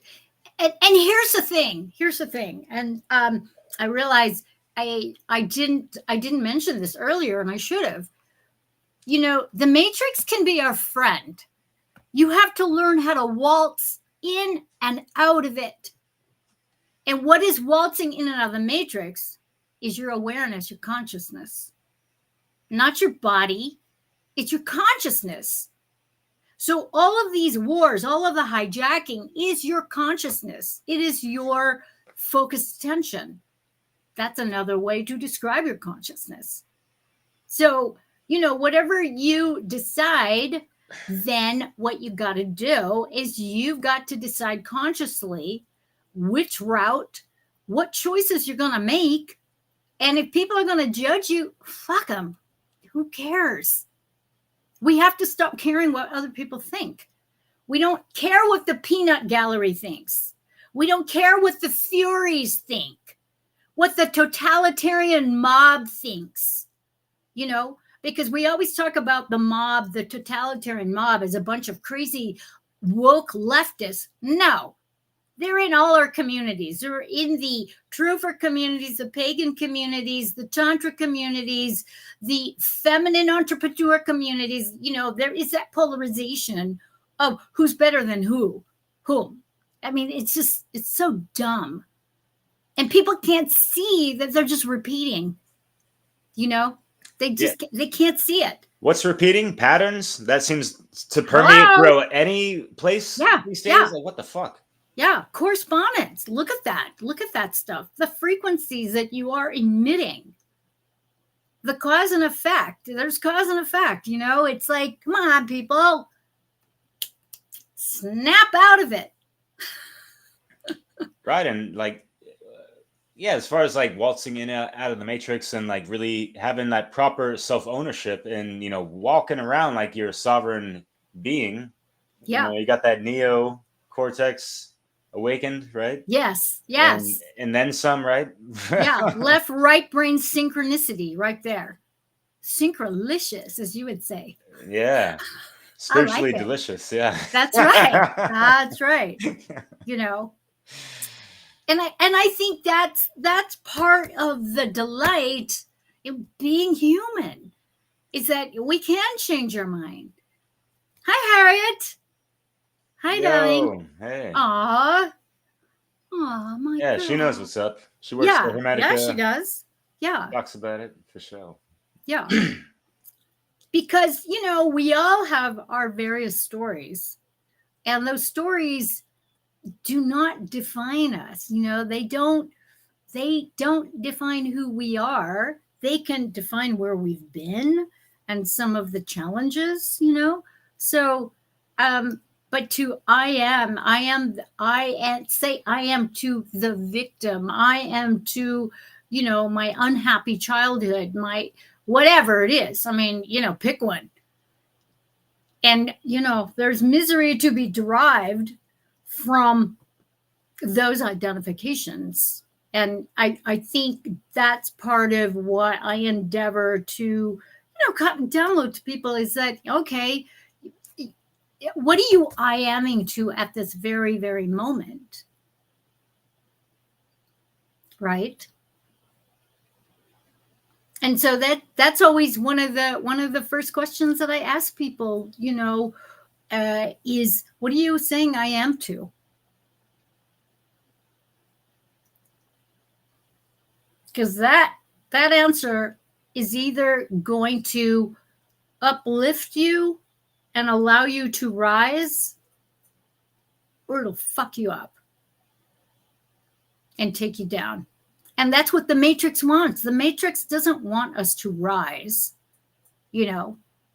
And any kind of rising that we do, that is at the helm of the Matrix in terms of whatever little carrot they're dangling to us, you know, we're usually pretty compromised with that. There's a cost to a lot of this stuff. That's right, Theo. I am love. I am love. Agape, mother lovers. Yes. Yeah, I like it. Much love, I y'all. like it. Reals. Yeah. You know, I like that marksman talking about agape.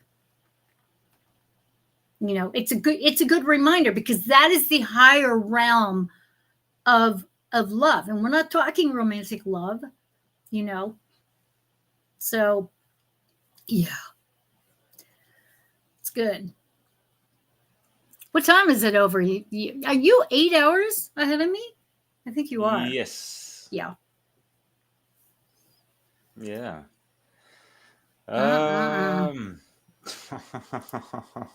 What? Now I'm thinking about clever little things with the Matrix. I'm sure, you know, there's so many little. I mean, you just mentioned it before, but yeah, the metaphors and all that, and what else do you see about that we haven't really touched upon that, you know, you've highlighted in your works? And Well, I was really happy to, you know, I mean, just the very brief time that we spent with Tom, that he, you know, he understood the frequency of the color blue, and you know, I was really happy to convey that distortion between the blue pill and the red pill. Yeah, that was you awesome. know, I mean, the color blue is the color of the throat chakra. This is truth. Above the heart, that's activated. Above the heart, right? That's activated. Absolutely. And then when that comes down into the body, it activates it with love, you know? And the third eye is indigo blue. So it's like, come on, people. And of course, in the Matrix, we only have 5 senses. There's the 7 senses don't exist in the Matrix because they've poo-pooed our intuition. There's no such thing as the third eye, and our generosity and care, which is our 7th sense. And, you know, that's the infusion of the true divine love spirit that we are in a body. It's like, oh my God, you know? So I can never figure that out, you know, and here's my experience. Lord, forgive me. Lord, and I'm not talking Jesus. I'm talking Lord, Lordy. And I have a comic thing about that. I won't get into it. It's a private joke. It's sexual too. So, all my experiences in these red pill communities have been absolute fucking shit shows. Absolute fucking shit shows, where the leader of the group was outed as an NSP, a narcissist, sociopath, psychopath of the highest degree, my way or the highway. It's like, okay, Dick, good for you. And that has been my experience. And I think it really is, because it is a hijacking of truth. It's an inversion of what it actually is, what it actually was intended to be. Thank you, Tom Althouse. Yeah, real talk. Seriously. What you just mentioned, you were describing someone that it seemed like, you know, he had that like gatekeeper energy or archetype type. Absolute gatekeeper energy, where the narrative was being controlled, obviously. And, you know, I'm not an agreement whore. So if I don't agree with you, I will say so. I'm not going to make you wrong. I'm not going to hate on you. I mean, it's like my partner and I, we disagree on shit every fucking day. But that doesn't mean I'm the enemy or he's the enemy. It's called working it out. It's called having conversations, having an understanding, being, having the ability to agree to disagree and move on, you know? But that's what it is. It's controlling information, controlling the flow of information, sorry. You know, and to do that categorically. I mean, you know, I have seen some of these bullet point presentations on some of these private Facebook groups about the rules and regulations about, you're going to be in this group, you know, here are our mandates here. I'm like, whoa, you know, I can't even agree to it, because it's like, yeah, no, I'm sorry, I'm not going to be a yes person. I'm not going to be your sycophant. I'm not going to be one of your flying monkey yes people. Not going to happen. I'm not wired for that shit. You know, I want to ask questions because a lot of the times when I don't agree with people, it's usually because I don't understand what the fuck they're talking about. Or I just see that they don't know what they're talking about. It could be either one. Doesn't matter, you know. But I want to have the freedom to be able to ask, can you go deeper in that? And, you know, what do you mean by that? Without getting, you know, verbally lambasted or, you know, just scrutinized and having the flying monkeys, you know, flock in your direction for whatever the right? Like, what the fuck, right? Yeah, I know. And those flying monkeys, you know, it's like, it reminds me of the Wizard of Oz when the flying monkey, you know, it's like, ah, holy moly. Yeah. And then when that happens, I literally have to engage energy kung fu mastery and just get out of the freaking way or raise my frequency such that, you know, whatever they project, it just bounces off or it ricochets and boomerangs back to them, you know. It's crazy. But that's how controlled the Matrix is. And, you know, I mean, we've had these conversations where, you know, the shit that goes on YouTube, the shit that goes on Facebook or the Instagram, you know, it's so ridiculous. I mean, I just want to, like I said, and I've said this before, I've learned to roll my eyes without moving them. Because people just get crazy. They get fucking crazy and irate about you having an original thought or a view that doesn't conform to what it is that they want. And, you know, if you're part of this group, then you must agree with everything. And if you don't, we have our ways of doing things. You know, it's like, back off. While in the background, your third eye is rolling hard. Yeah. Woo! Yeah. Fucking hell yeah. Yeah, I hear you. I hear you. So, you know, I know for me, it gets frustrating, you know, because for sure.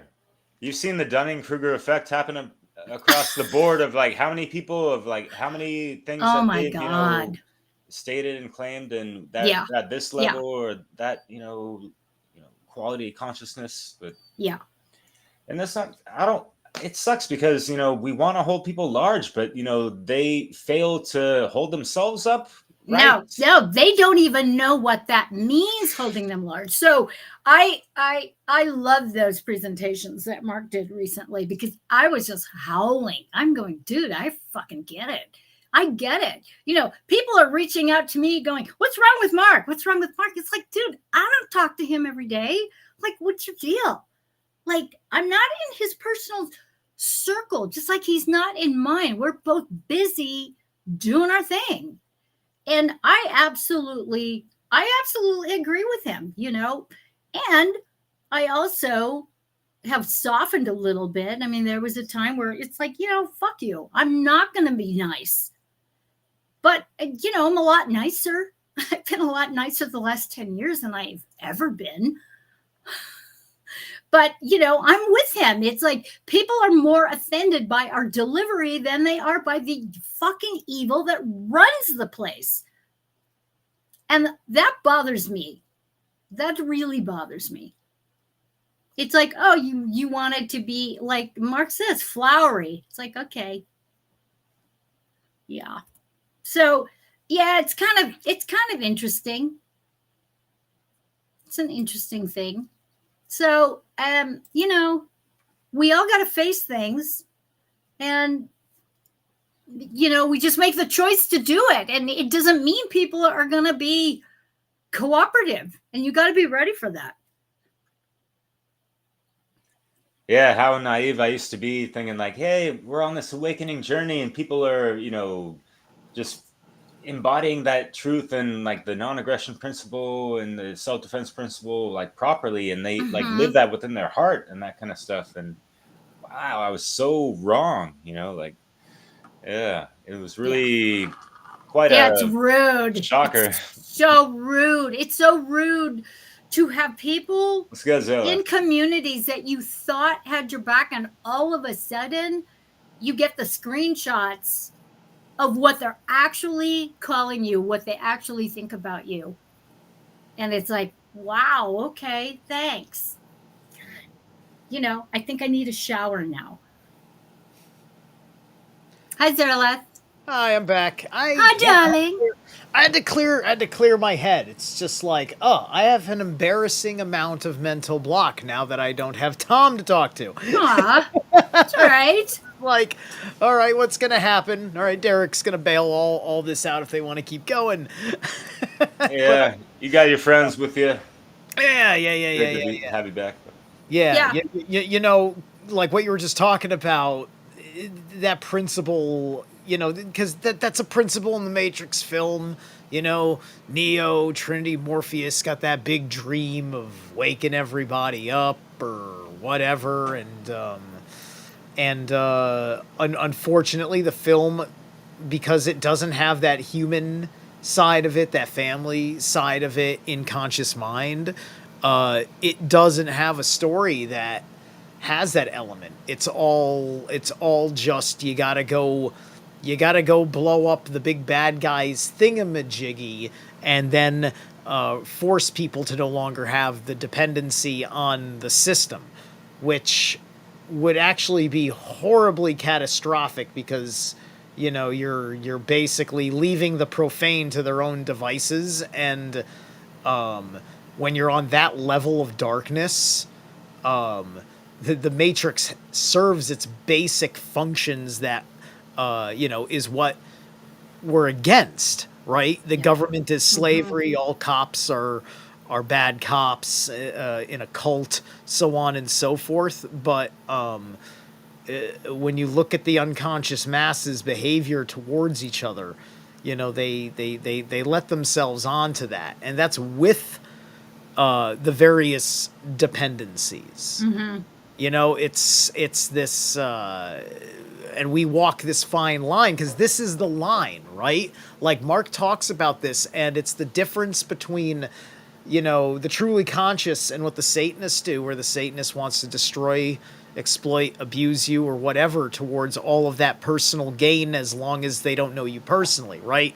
They got all those codes of conduct that Anton LaVey decked out, but like, if you're nothing to a Satanist, you're just dead meat, right? That's not the way we see people that are technically nothing to us, because we still have the unconditional love of the higher force. Right. That's that's a big difference, right? Yeah. And it's getting people that, it's like what we talked about in our recent conversation, Maria. If you haven't been on my channel recently, I had Maria on, and we were talking about the Althouse interview at the end of that. And we're talking about these this subject matter of like the other side of it, because there's the people that wake up, and then there's the people that they're now under knowledge of being awakened, and they're making very poor choices. Right. There's tremendous responsibility in being conscious and self-aware. You don't get to backtrack. And when you do, there's an immediate pushback. I call it cosmic bitch slap.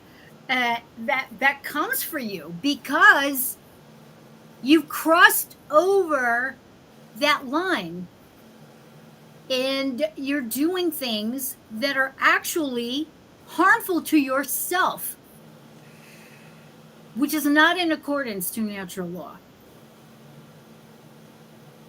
And that's that self-responsibility, that once you know better and you know how things work, and you make choices that are like lazy or harmful to yourself or other people or whatnot, yep, there's a price to pay. And I think that's a good thing. Because we learn through contrast. Contrast. Sorry. Contrast. Yes, that is correct. Working with those things, like I've lived a life, like in my astrology chart, in my Vedic, right? I got Uranus in Libra in my ascendant, so over time I picked up these patterns, right? And so one of the things I'm mastering are the extremes. You know, I overreached, I underreached, I hit too hard, I hit too soft, right? I speak too quiet, I speak too loud, right? I'm very, very, very like cautious, or I'm a bull in a china shop, right? I feel you. I've gone through these extremes at the randomized impulse of the uranic energies. Oh my God. Yeah. So, those are some of the many things where it's just like I can sit there and say, like, yeah, I can do this. Wow, I didn't do enough of it. Oh, I did too much of it. Now everybody hates me. Right? This has been one of my struggles in the balance. Mm-hmm. That's intense. Yeah, I know that Uranus thing. I've got Chiron in Aquarius in the first house, opposing Uranus and Leo in the 7th house. Bing, bing, bing. And it's just like, oh, whoa, okay. Can we just be nauseous right now? Let's just stop. And active stillness, which is the passive of the divine masculine energies of taking action. Yeah. Has served me well, because I was always having the knee-jerk reaction of wanting to balance things out. I've got Mars in Libra. Yeah. In the what, 9th house, 10th house, and it's like, shit, man. Yeah. So you learned. I mean, this is part of the contrasting experiences that we have, where it's like, oh shit, okay, that doesn't work. That's gonna like create drama in your life. Maybe you shouldn't do that. Yeah. Right. And as a guy, the reverse principle is getting more capable of acting on your ability, or perhaps it's a reacting, because it's part of that feminine, the yin side for a man. Yes. Right, of care, right? Yeah. The care principle. Because men can be a bit cold and careless and leave all the crying and the hugging to the women, right? And I kind of grew up as neither that, but at the same time, the bull in the china shop tendencies, I had to have that pay attention because you're being inconsiderate to people around you, kind of okay, a whole lot.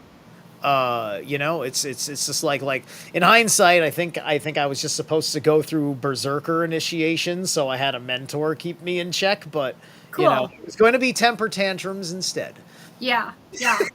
Well, that's interesting, because my upbringing, I'm a touchy-feely kind of girl, but that has been over the course of, when I was in my 20s and raising children. And recently, I've been diagnosed as being autistic at age 62, 63. It's like, so it makes a lot of sense, because I would get overly sort of stimulated. So I had a lot of stimming things. I had a Trun spoon, this wooden spoon. I hit the end of the bed for any time I was stressed enough to wear out the wooden spoon and create a divot in my mattress in the home that I grew up in. But that being said, it's like, these are learned skills that I'm learning as a woman, that it is okay to run both masculine and feminine energies. It's okay to be touchy-feely, but you have to be discerning with that touchy-feely. You don't want to be touchy-feely with people that are going to, sit there and vampirize you or exploit you in whatever kind of way. So I think it's helpful in whatever initiations that we go through, that we learn our cosmic codes, our star codes, our blood codes, and understand what that is. Understand natty law, for instance. Understand how to work natty law and to work the Hermetic principles in all the challenges that arise over the course of our lives. And, I think that's part of the great work. That's part of doing the shadow work. And, as a woman, I've mostly been in my masculine because that's what I had to do in order to mask my vulnerability in terms of my complex PTSD, my trauma, and my child abuse, and also mask my vulnerability as an autistic little girl where, in the 60s, they didn't have a language for that. Autism was like relegated to boys. And so the way I was acting, like, let's put her in electroshock, let's do that. And so, that's a whole other reality to try to navigate and try to, apply the law of correspondence to those experiences so that you can up-level your way of being and your way of thinking about yourself and changing that, the self-talk. Right. And I think that is a journey that each one of us has to do. I think that's a lot of part of the shadow work, is to change our self-talk about ourselves, in order to allow it to be in alignment with natural law, in alignment to the principles, and in alignment to our divine, loving, natural spirit of who and what we really, really are. In and out of the matrix. Yeah, indeed. Yeah, and I feel like when we cross those thresholds, I mean, like, I like to call it a daily operation as well, working with the Hermetica, working with the science of life, if you will, and natty law. But once you really get it down and like integrate that, embody it, you have a good rhythm to your life, and things can be more in that free flow. Yeah, we can't get ahead of ourselves sometimes because, like what we talked about before with, trying to work with people and like try to do the great work, spreading the messages, and then getting all this fucking flack from whatever fucking direction and whatever intersection that the Matrix be crossing our shit up in, and the hell, it's like that shit's it's already not that easy, but there's another level of doing this that works. I think people don't want to like get involved with a hell of a lot of various different kinds of things. They may not be able to get past what they may personally not like about people because that they would have to be associated with by getting involved in certain movements and things like that. This is so like, it's such a big and complicated thing just to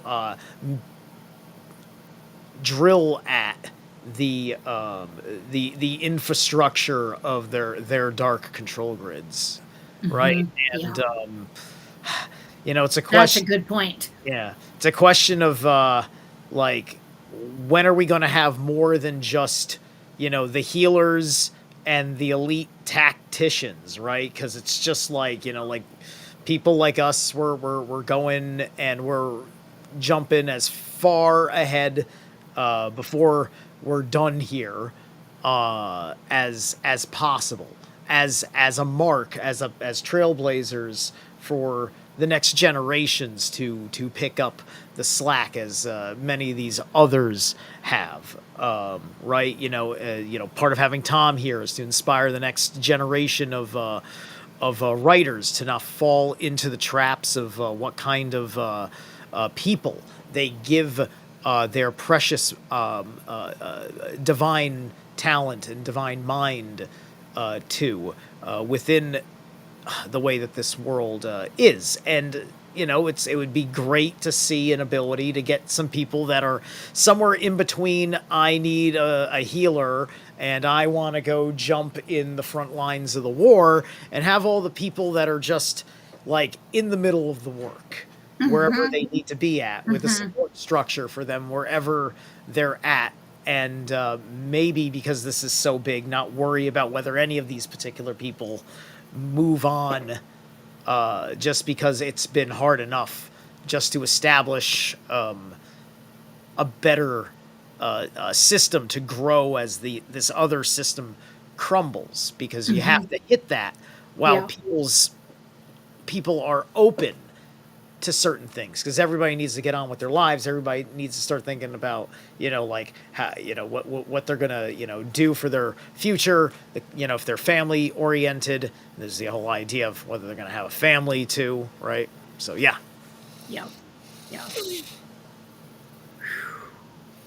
And each one of those choices has tremendous responsibility, tremendous self-responsibility. And I think that is what scares most people, is the level of self-responsibility, the levels of accountability when, you are navigating the pathway to more self-awareness.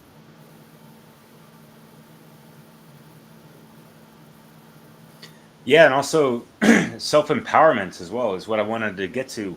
When you cross this threshold, I feel like I just want to say yeah, you got a spiritual pep in your step, but it's just more to it than that, and more powerful, of being able to really stand powerful in your space of your I am, and knowing who the fuck you really are, and being able to wield your magic for the good and for the betterment, and to have that positive ripple effect in this reality. Yeah. That's that intentionality. The intentionality is really, it comes from the heart. It's the activation of the first eye, imbuing that energy in everything that you do. Everything that you think about, that you want to create, is imbued with that.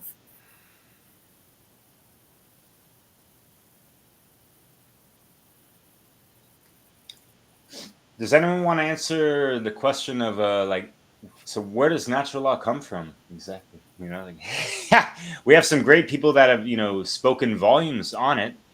Mark Passio, Seth Gasposa, Manly P. Hall, Rudolf Steiner, and other people that have incorporated that throughout so many works throughout the millennia, right? And the Hermetica touches on that, of course, with the principles. And but anyone want to tackle that question? Where does these universal laws come from? The creator?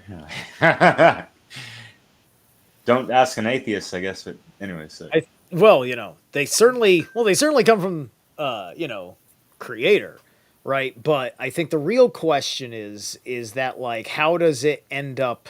What's the top of initiation within manifestation as it cascades down, right?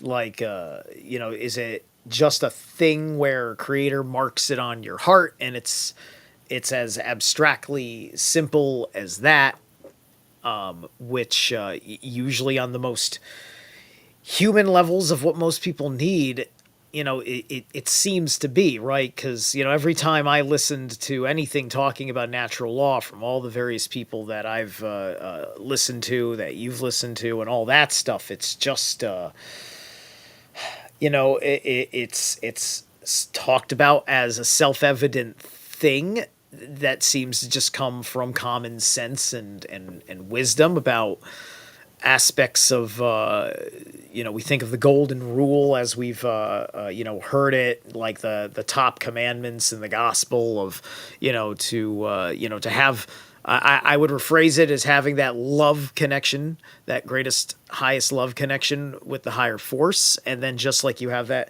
greatest love connection with the higher force, so too do you love other people. And then everything else, through language, you rationalize in your mind where things go, when charity applies, when when other good deeds apply, and when there's unfortunate moments where you have to intervene upon someone else's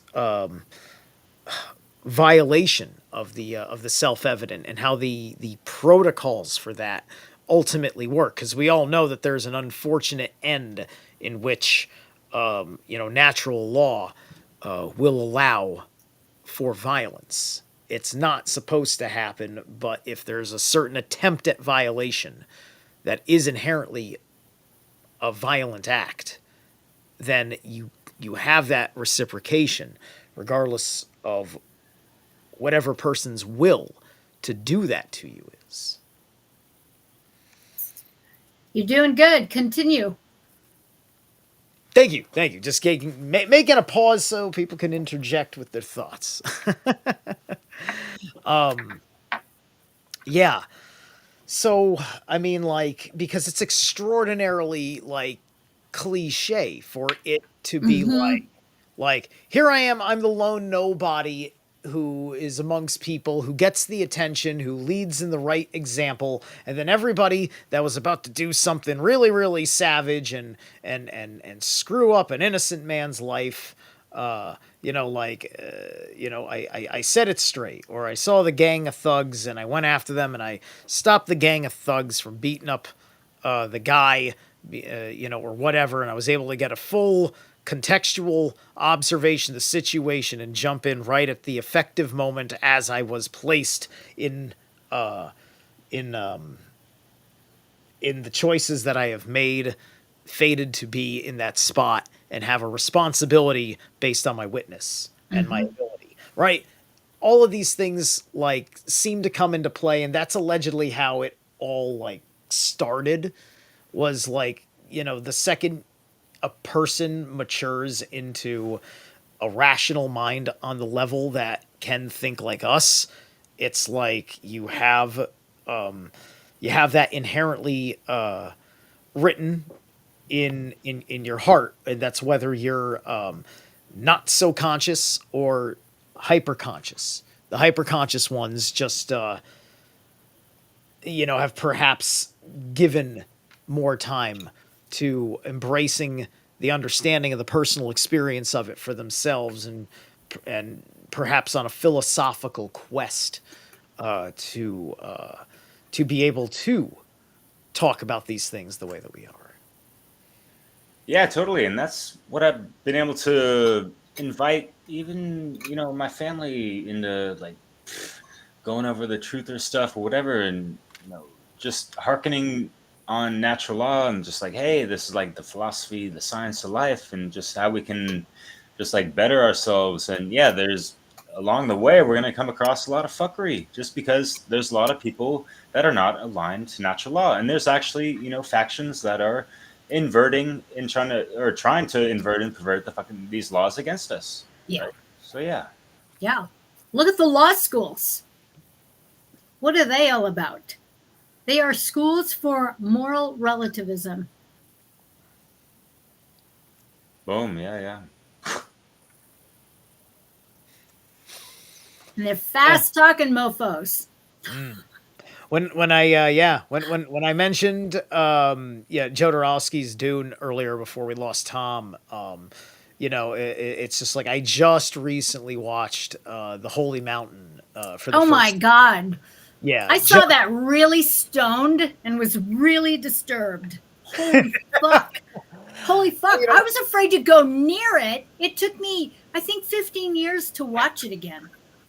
I'm looking, like, I looked at that film and I could be like, I could see a time where this film would have freaked me the F out. Now I'm looking at it, it's just like, all right, this is some awesome edgelord shit, but I get the occult symbolism at the same time, so it's actually great. And like, it's more of a hysterical film in that respect, but it's extremely chaotic and just it's very it's a sensory overload. It's like, strap me down.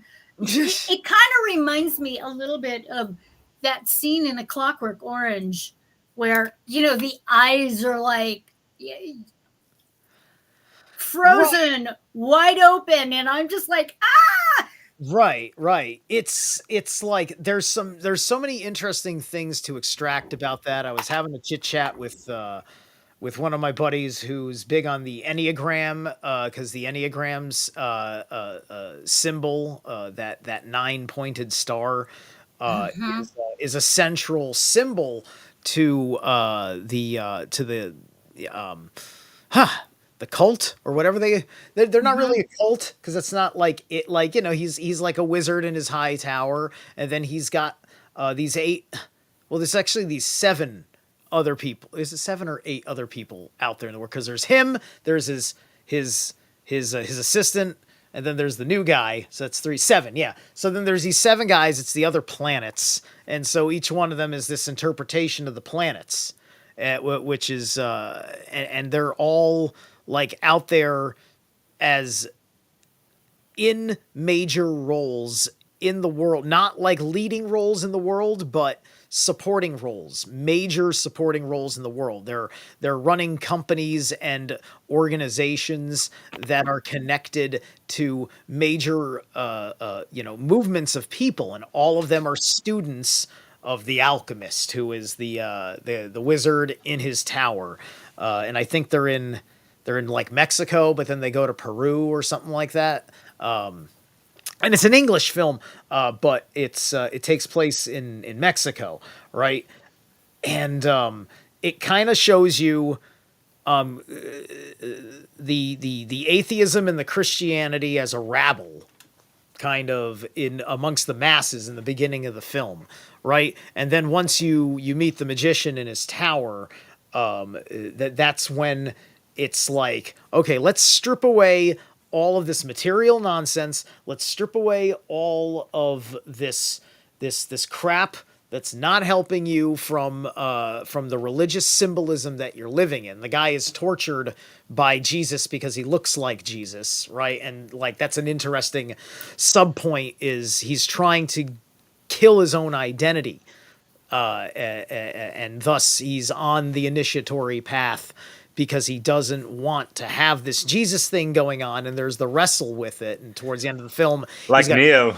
he's got to throw his imaginary friend over the boat, who is based on his real friend, because that's kind of like his last anchor towards the old thinking of the old self. He cannot go. He cannot even touch the land of the mountain until he's done that and purged himself of his old programs, if you will. But all because all these guys, it's like they're all thieves. So I ended up realizing that this is a occultist's heist movie, because the whole bit is we're gonna steal immortality from these other guys who stole immortality a long time ago. I just had to find the right mountain where these guys did it, right? And so that's what carries the film forward. And he's got his seven other guys that he's initiated are living their lives using the magic he taught them.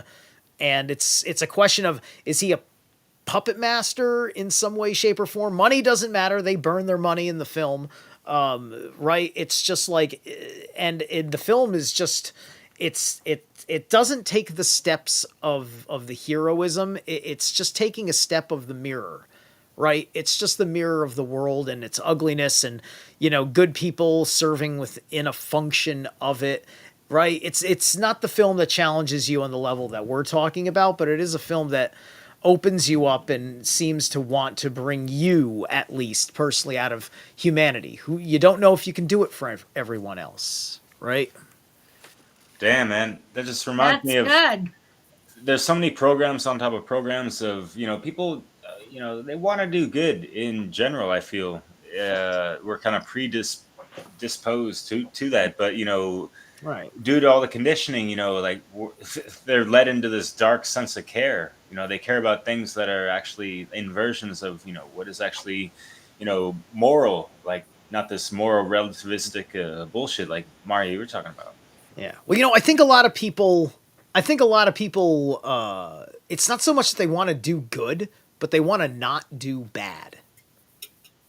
Right? Because, like if they can sit in that neutral place, they don't have to put the effort of doing good, and they don't have to deal with shit from other people for doing a bad thing, right? And so in that null space where, you know, the natural law takes over because you don't see anybody doing anything wrong, right? But it's like an apathetic kind of enforcement of natural law, right? Because at the Yeah. end of the day, if somebody was getting harassed, what's the level of consciousness where like, hey, somebody's getting harassed, you know, let's go like make, you know, let's stop that because that person was minding their own business, right? You know, maybe you save someone's life who was being stalked publicly or whatever, right? Because it's you know, the real isolating thing is when nobody wants to acknowledge that you exist except for the people that want to destroy your life. And this has been a theme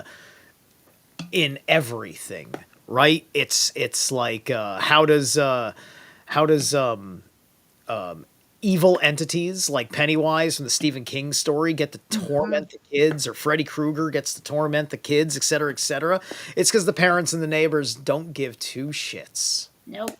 They didn't do anything bad. They didn't do anything good either. Yeah. They're AWOL. Yeah, that's right akin to that satanic apathy that we rail against here and makes the big difference. Anyone want to tackle this question? Because, you know, honestly, like the dark occultists, they understand the Hermetica better than most people. And they're, I mean, that's what I was alluding to of how they're, you know, using these things against us. You know, that's, you know, these are just, you know, the forces that govern reality and behavior and karma and all these things, right?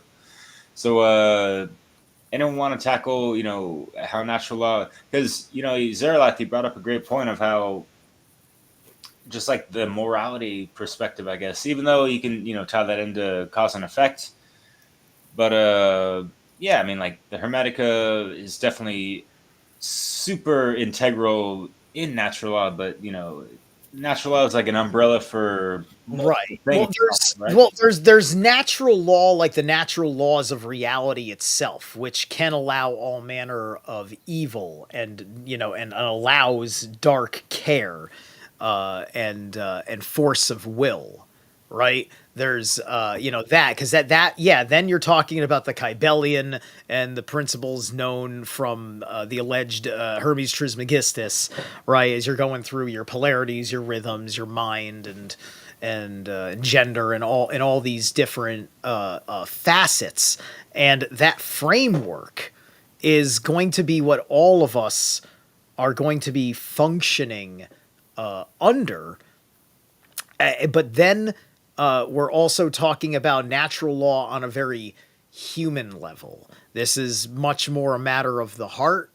You could see, I don't even like to say it's a matter of the mind, because I don't, you know, like I've got this inner authority thing, right? It's just like I will end up doing the wrong thing to everybody in the universe, but you know, it's right to me because I sat there, and it wasn't even like an immediate, it wasn't like, oh, my heart, fuck you. It's just like, no, it's like, oh, my heart. 20 minutes later, oh, my heart still hurts. Fuck you. Then the fuck you comes out 20 minutes later, right? It's, you know, it used to be on the nose, right? And, you know, it's just one of those things, because I try not to resist my inner authority, and it's knowing the difference between that and my irrational impulses. You know, that's North Node stuff.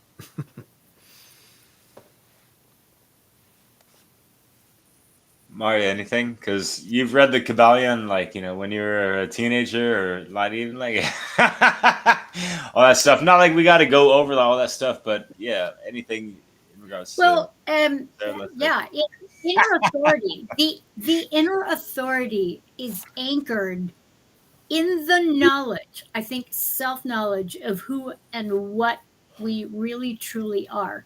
And I believe that when we know, and that inner knowing of our inner authority, that we are spirit in a body, I think that is neutral.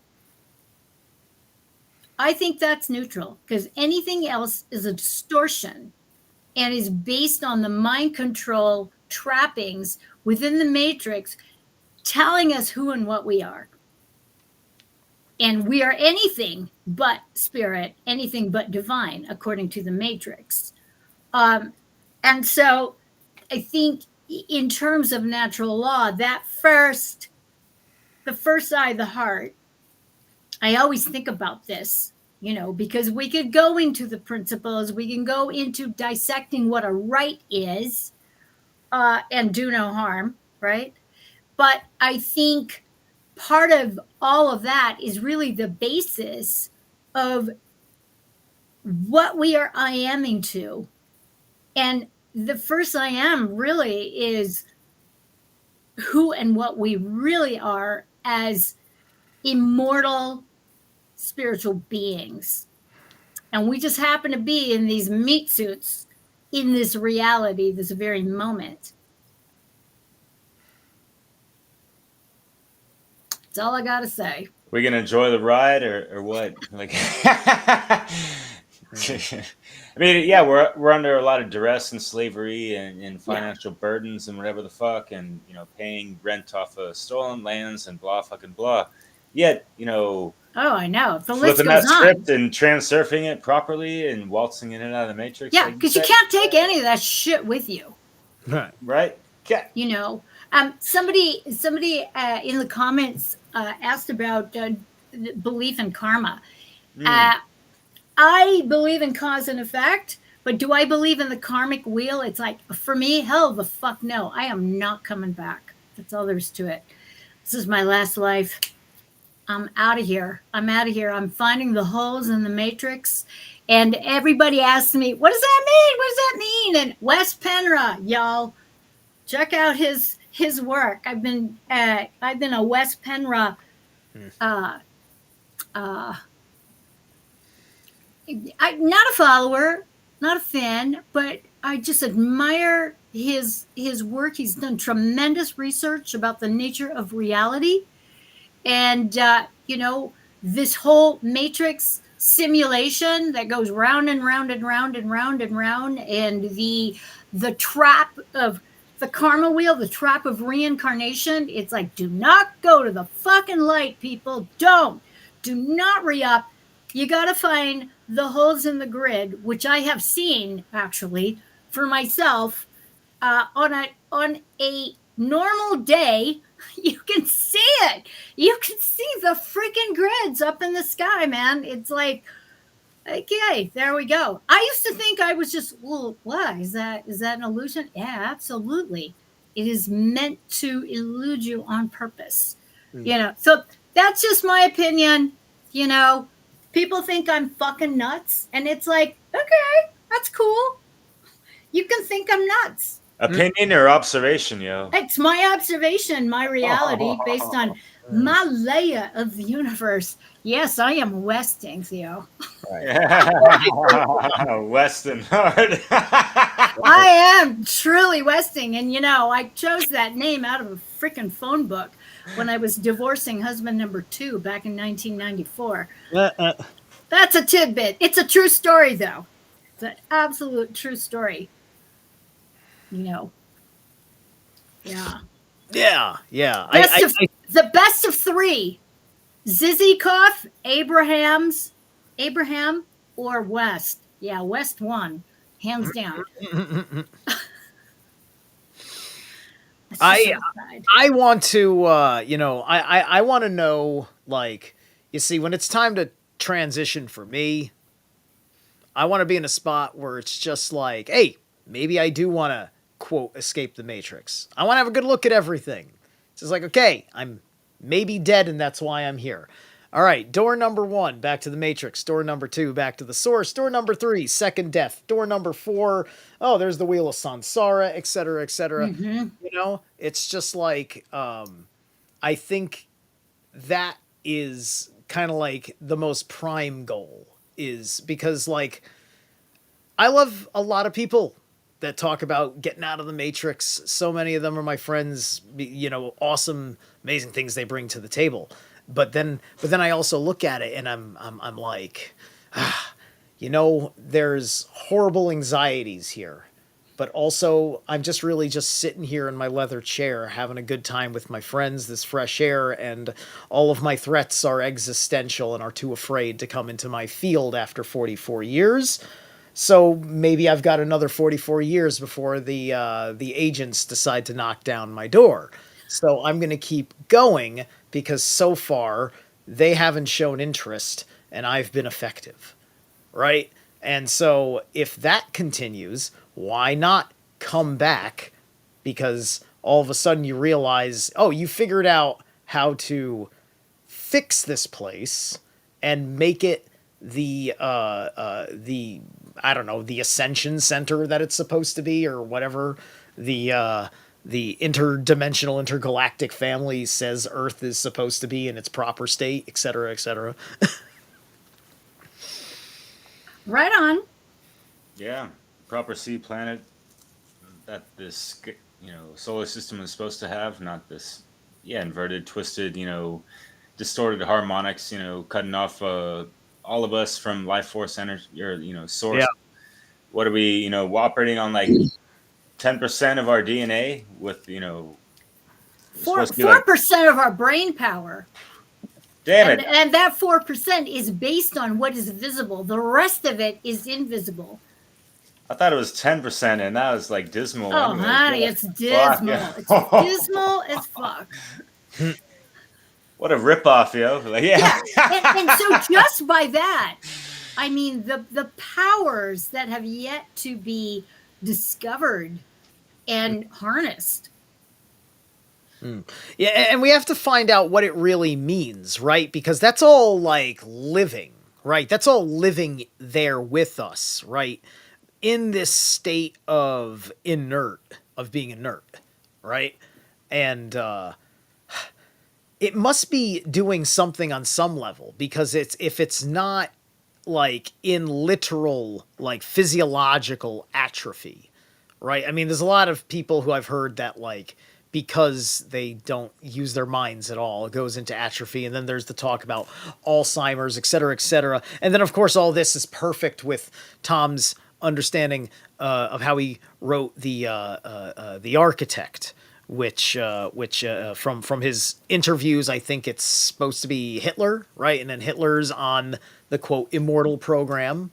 And, you know, so like the world is like, it's futuristic Nazism behind the scenes, and all because Hitler's an immortal and he needs Neo and Smith to fight forever to keep him entertained.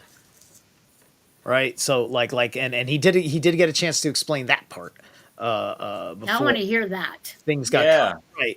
Right. We'll as soon as I get hold of Tom, we'll have to figure out when an appropriate. Because Hitler was very interested in the occult sciences. Oh yeah, he was very interested in all of that, and had deep relations with Tibet, and I mean it just goes on from there. So I'm really curious, you know. Oh yeah, what he wrote about in the script. That sounds awesome. Yeah, the that and of course that's an interesting time for what you're going to be putting in to anything that taps into esoteric Nazism, right? You know, he wrote that in '93. That's not that long after Spielberg's Last Crusade. Right. And, you know, Spielberg, of course, has his particular, you know, thing with people. You know, he's no friend of Tom's. He's part of the problem. He's in the court. He's in the court paperwork. He's because of his participation with the theft, or dealing with the theft or something like that. Yeah. Either way. Right. There's so many angles you can go. There's what's been already put into the Captain America / Avengers films. It's all over that. Plus, you know, a lot of people love it because it's, The Nazis are this punching bag as needed for various sides of the political. Oh, of course, you got to blame them. When you are in the dark and you live in that black and white world, we all saw the whole punching Nazis, Orange Man, literally Hitler, all that stuff, which is absolutely retarded because the whole accusation of Nazis being part of the far right is bullshit. It is another arm of the far left, you moron. Sorry, not sorry, but let's clarify that. Well, it is, but you see, that's the crazy thing about how times have changed, though, right? Because the Nazis, they like the left is not interested in the Ubermensch. They're interested in a fat mensch, right? Right? They don't want super soldier alpha males. Well, they do, but they want them to be fucking like robots because they can't find any men. Well, that's what they have Hollywood for. Vision. That's what they have Hollywood for. All those actors and actresses are the uber left's fucking wet dream. They get to pretend they are those people. Those but they can't. Yeah, but the armies of people is going to be coming from a certain more conservative stock. It just comes with the territory. Conservatism that isn't necessarily Christian, right? It's just like the way when the Roman Empire Christianized, they basically put a Christian window dressing on like the cult of Mars and all that shit, and they basically kept it. So they could keep doing their thing. It's just like, okay, use this vernacular now, but we're still fucking Martians over here.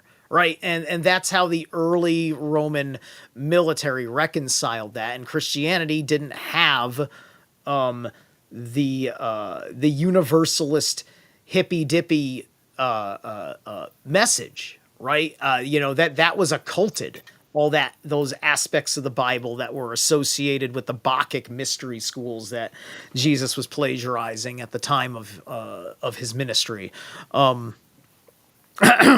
And so all of that was there was much more interest in doing things like controlling the fishing industry, and the fishing industry was being run by pirates. There's human trafficking for you. The whole nine, the whole 9 yards. There was a very different front of what Christianity meant before the common folk got their hands on the gospel.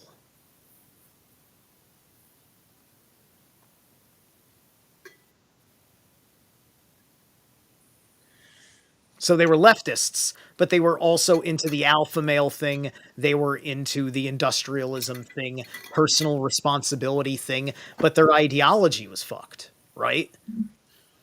Right? They got it like 75% right, except they were eugenicists, genocidists. 6 million sounds a little high, but there was definitely a problem, we shall say, that they caused. The Germans caused, that is, based on a very misguided conspiracy, which is the same conspiracy that we're still talking about, right? Because that was the other half of the Nazi problem, is that you look at the global and the European context of everything that led up to the beginnings of that war, and it's just like, the globalists, yada yada yada. He was all like the same thing, right? And that's being used to confuse the current right wing into picking up socialism in that way and making it Christian instead of it was still Christian when it was Nazis too, but it was like Christian, but it was Norse in the military, thus the SS and all the other aspects of Thor and Odin that they were honoring in like the Vril and the Thule society. So this wider scope is part of the complication that gets, fed down. Like I'm reading Heidegger. So we want to talk about a world that's complicated. I bet Heidegger was no sort of monster. But he was a registered Nazi, so I am reading a Nazi's book on my channel right now and using it to break the Matrix. So it's very complicated, isn't it? Mm-hmm. Yep, it is. Right on.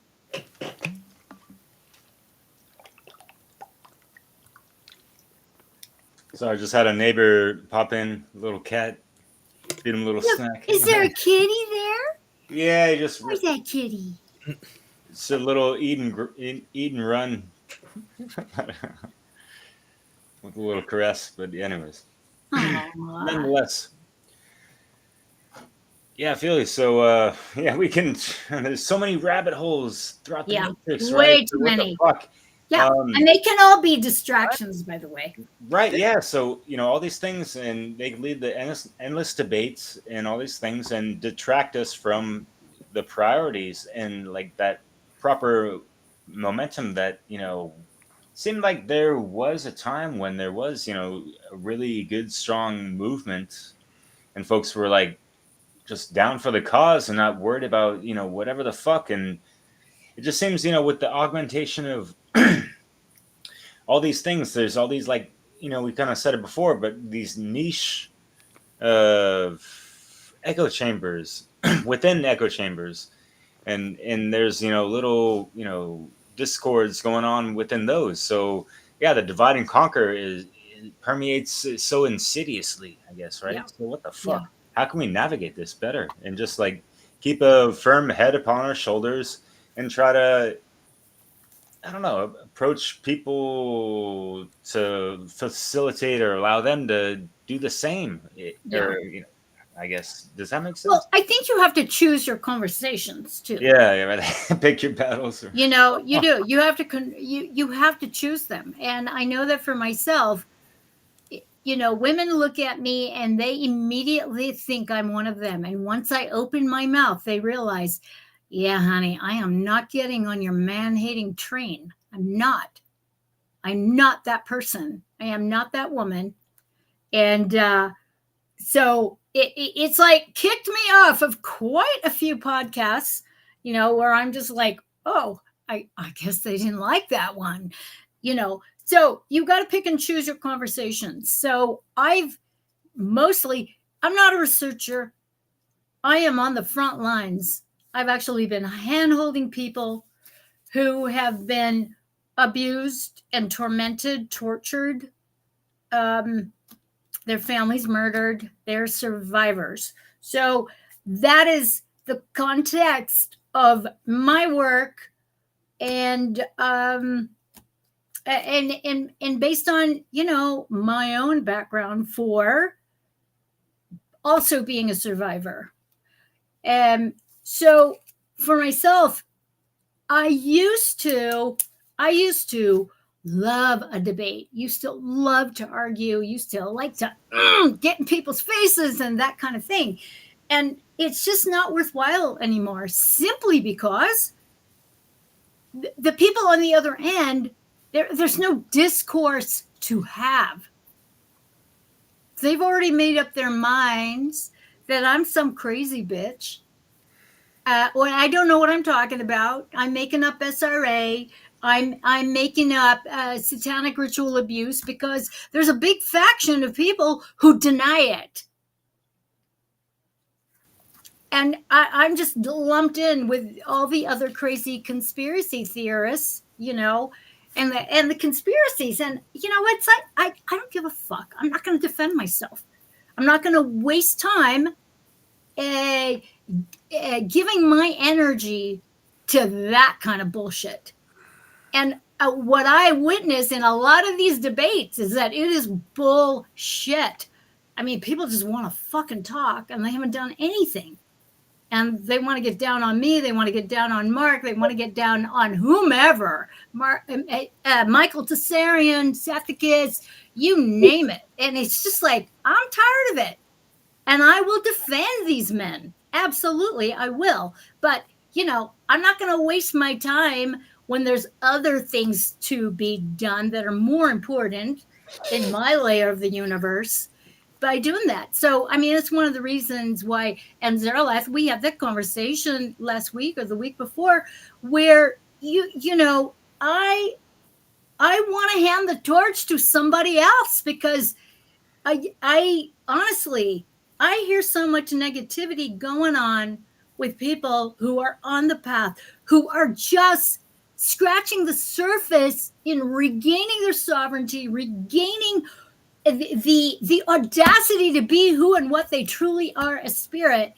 And a lot of the times I am heartbroken, and I am just like, you know, whoa, okay, I've trained a lot of people, so it's like, you know what, it may be time for something else, because there are other things that I want to do, that are you know, along the lines of accepting my creativity, honoring my spirit, and operating from the first eye, rather than getting into fighting stance. And you know, it's like, I have been fighting for, you know, over 60 years. I'm kind of done with that kind of stuff. But will I have conversations like this, where I am in support of your work, Derek, your work, Stephen, your work, Tom, wherever you are? Yes, I will. I will do that, because it is worthwhile to me. You know. We all adjust as we advance through life phases, you know. Yeah. So yeah, it's you know, it's just different modalities, you know. It's just like I don't have my my job at the garden store anymore, and you know, like that kind of, I could kind of feel that coming anyway, because you know, my heart wasn't quite in it. Yeah. You know, it's not in alignment with you. Right, it was, but you know, there's been a decent amount of shifting, you know. I've done a lot of ritual this year, and I'm sure it's working. Yeah, and it could have just been a temporary thing to get you through that moment or phase, you know, and then voila, you know, you got the doors open for many things coming, brother man. Yeah. We'll see what's up. I've already got one email response, so we'll see. We'll see if they want to set up the interview. If I can get to the interview, I think I'll be all right. Right on, yeah. Yeah. But cool. yeah, Mario, what you mentioned, yeah, like it's so heartfelt what you mentioned, and yeah, it really just sounds like I'm like talking to family, you know. And for me, it's kind of it's a little heartbreaking, to be honest, of, you know, seeing a lot of people that, you know, are, you know, really down with, you know, whatever the fuck, natural law, spirituality, or doing these things. Yet there seems to be like stagnant waters about them, or just an ineffectiveness, if you will. Yeah. Or just things of just, you know, like more spectating than actually like getting involved in these things. And you're looking for people to, you know, replace you in the work that needs to be done in regards to, you know, what the fuck you've done for so long. And it seems like, you know, with people like you, people like Mark and Sethicus, and it's like there's only one of these people, and like when they're gone, what the fuck are we gonna do? Like, who's gonna, you know, carry the torch or whatever the fuck, right? Or like, who's gonna be illuminating or lighting up other torches within themselves from that fucking soul spark, from that first eye heart shit, on a hot chakra shit. So yeah. Really, well, just, you know, it's you know, you know, when you're looking at one of us like that, right? You know, when you've got like when you're looking at somebody and giving them the Neo title, right? You know, it's just like, oh, look at you, you're the one, right? You know, like as an Aries, I just tell you, you're just really just ahead of yourself, right? You're looking at, you know, like say for some reason it's me and I've pioneered a particular thing, right? And it's just like, oh my God, why isn't everybody just doing what Steve does, right? It's all right. It'll, you know, it's like Carl Jung. Nobody's going to be a Jungian in Jung's life, right? I'll be dead and everybody will be like, dude, remember when Zerilath said do that? you know what? I finally did that. He was fucking right. Right? That's been my life a lot of the times, you know? But, you know, I suppose I come off too arrogant, and the assumption is that I must be telling you something to make you look foolish.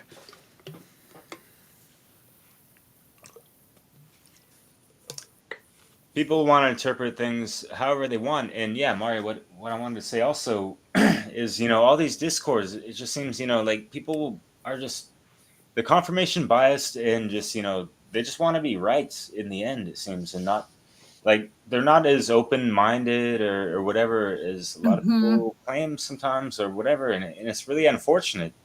Yeah. It's like, okay, we had a little disagreement, or maybe you didn't understand what I said.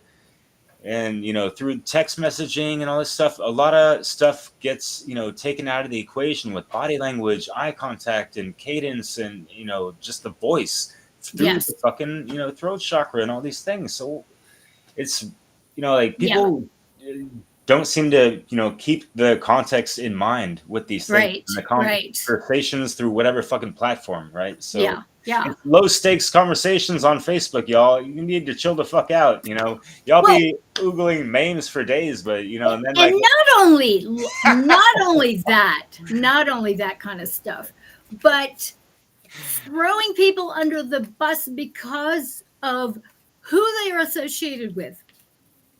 I get thrown under the bus because of Mark Passio, my association with him. I get thrown under the bus because of my association with Michael Tessarian. I've known him for decades. Okay, I personally worked with him. I was a client of his. Same with Sethicus. Sheridan. Same with Demar Sheridan, Laura Eisenhower. You know, I mean, I just get thrown. Woo, woo. But you know, heaven forbid, hell forbid that I stand on my own, and that's part of it, is that I just don't even defend my position. There's no point. There's no point. You know, I've not been here to be in the limelight. That is the last thing that I want. And every time I have been, I've been like, you know, pounded down, and you know, because there is a cost. I have lost everything dear to me 3 times, and I've had to start again. So I know the cost of what it is to live a certain ideal and live a certain way, you know, at all costs. I mean, that's what happens. Do I like it? No, I don't. I don't like it. But at the same time, look, it's too late. You know, it's too late. And it was my choice. And if I had it to do all over again, I would do it again. And that's, you know. Yeah, real warrior shit, yo. Yeah. I think you may have made a similar statement on the air with me. I feel like I remember. Yeah. I think I've certainly heard you say it in some of the other contents that you've done in interviews and whatnot. You know, and that's the Phoenix, right? That's the persistent death and rebirth. Some of us go through that a hell of a lot more than others. I mean, my very first tattoo, I put a Phoenix guarding my heart, because I had already gone through a bunch of that bullshit by my mid-20s. So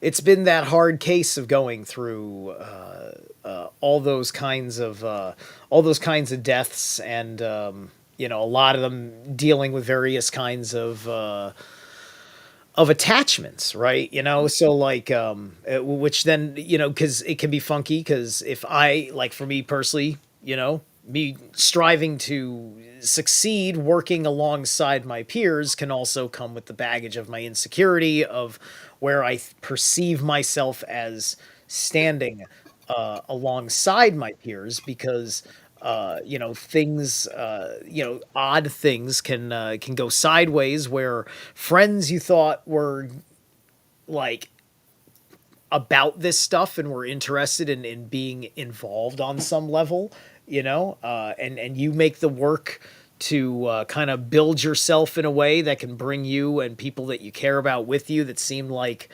we all have the same goals, and then they turn around one day and they tell you some arbitrary thing about you that doesn't really work, and it changes. Mm-hmm. Yeah. And so then you're done. I need to say something real quick because it fits perfectly in context, and it's been on my mind tonight after what Mario spoke about even like an hour or two ago, of just, there's people that, they jumped the gun. They, saw some truthful content, and that's great that folks are tuning into this stuff, but folks need to really go through the motherfucking trivium process, which, revolves around the who, what, where, when, why, how, and all these things, and like to get that proper knowledge, weed it fucking out, get that proper inner under overstanding, so then you can properly speak the truth. And it's best when, what does it go like? Speak from the heart, let the soul be free type of shit. Mm-hmm. Mm-hmm. How many songs have had that up in the mix? So anyways, I see too many people just not in that heart center, and they're kind of black-pilled or whatever. And to make a long story short, in a joke that Justin Padini might like, it's like... it's like, these motherfuckers, they come up on some truth, they want to jump on the bandwagon and grab the steering wheel and drive that shit off a fucking cliff. Mm-hmm. Yeah. What the fuck we doing with that shit? Yeah.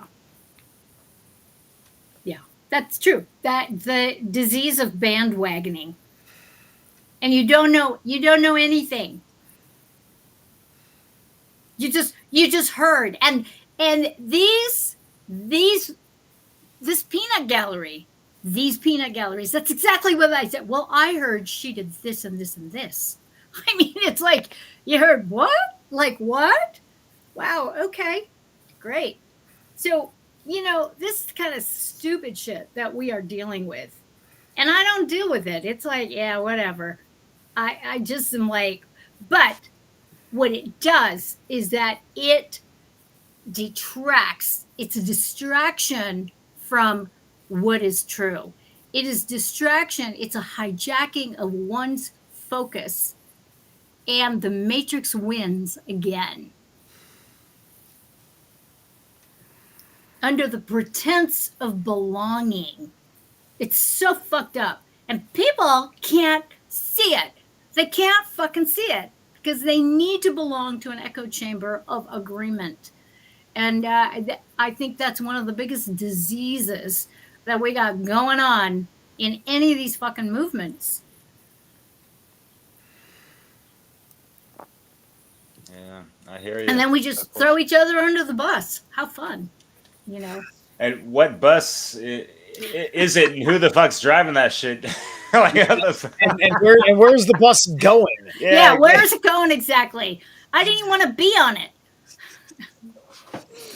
So funny. Fuck yeah. All right. Yeah. I know we're we're pretty much at that 3-hour mark that we kind of promised for. I know we're kind of, tapering off, it seems, and hey, I know everyone's got a life to live and folks got a schedule.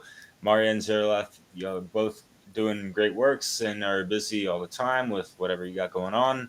Thank you. I don't want to take up too much more of your time, but I want to show one little more funny really quick.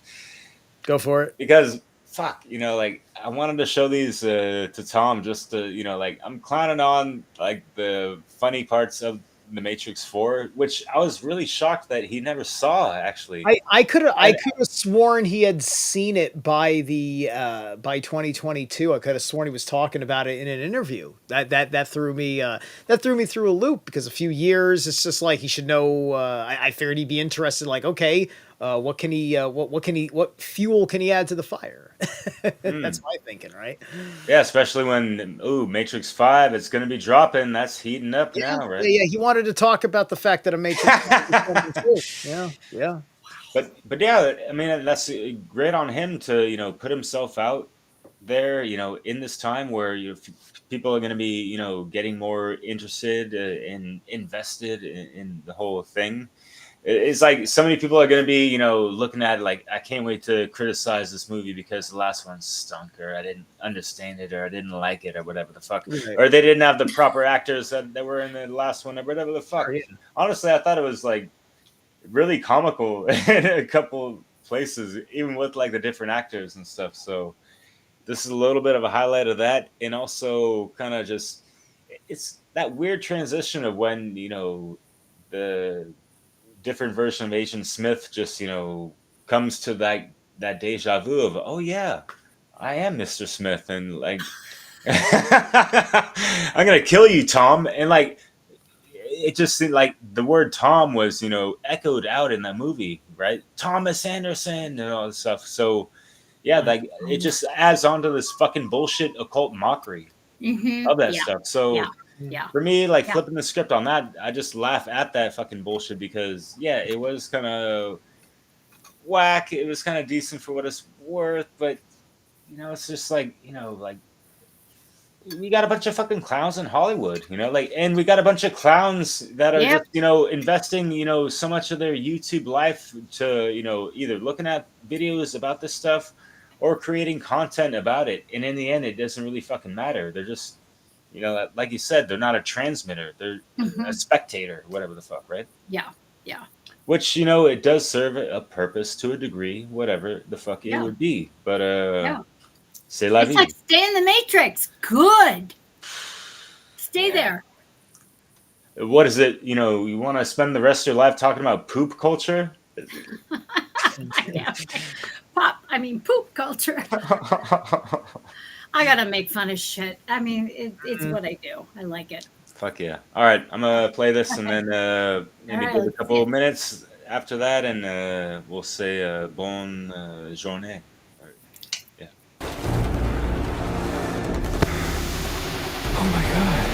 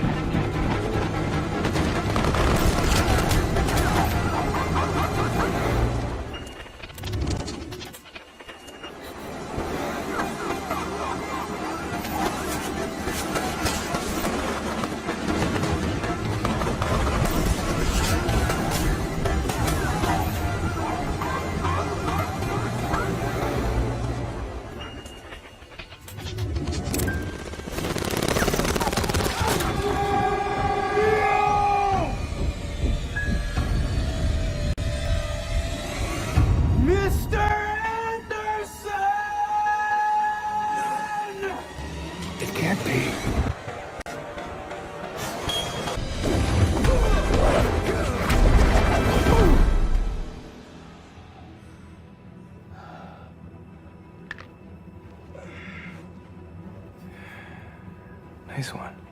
Thanks.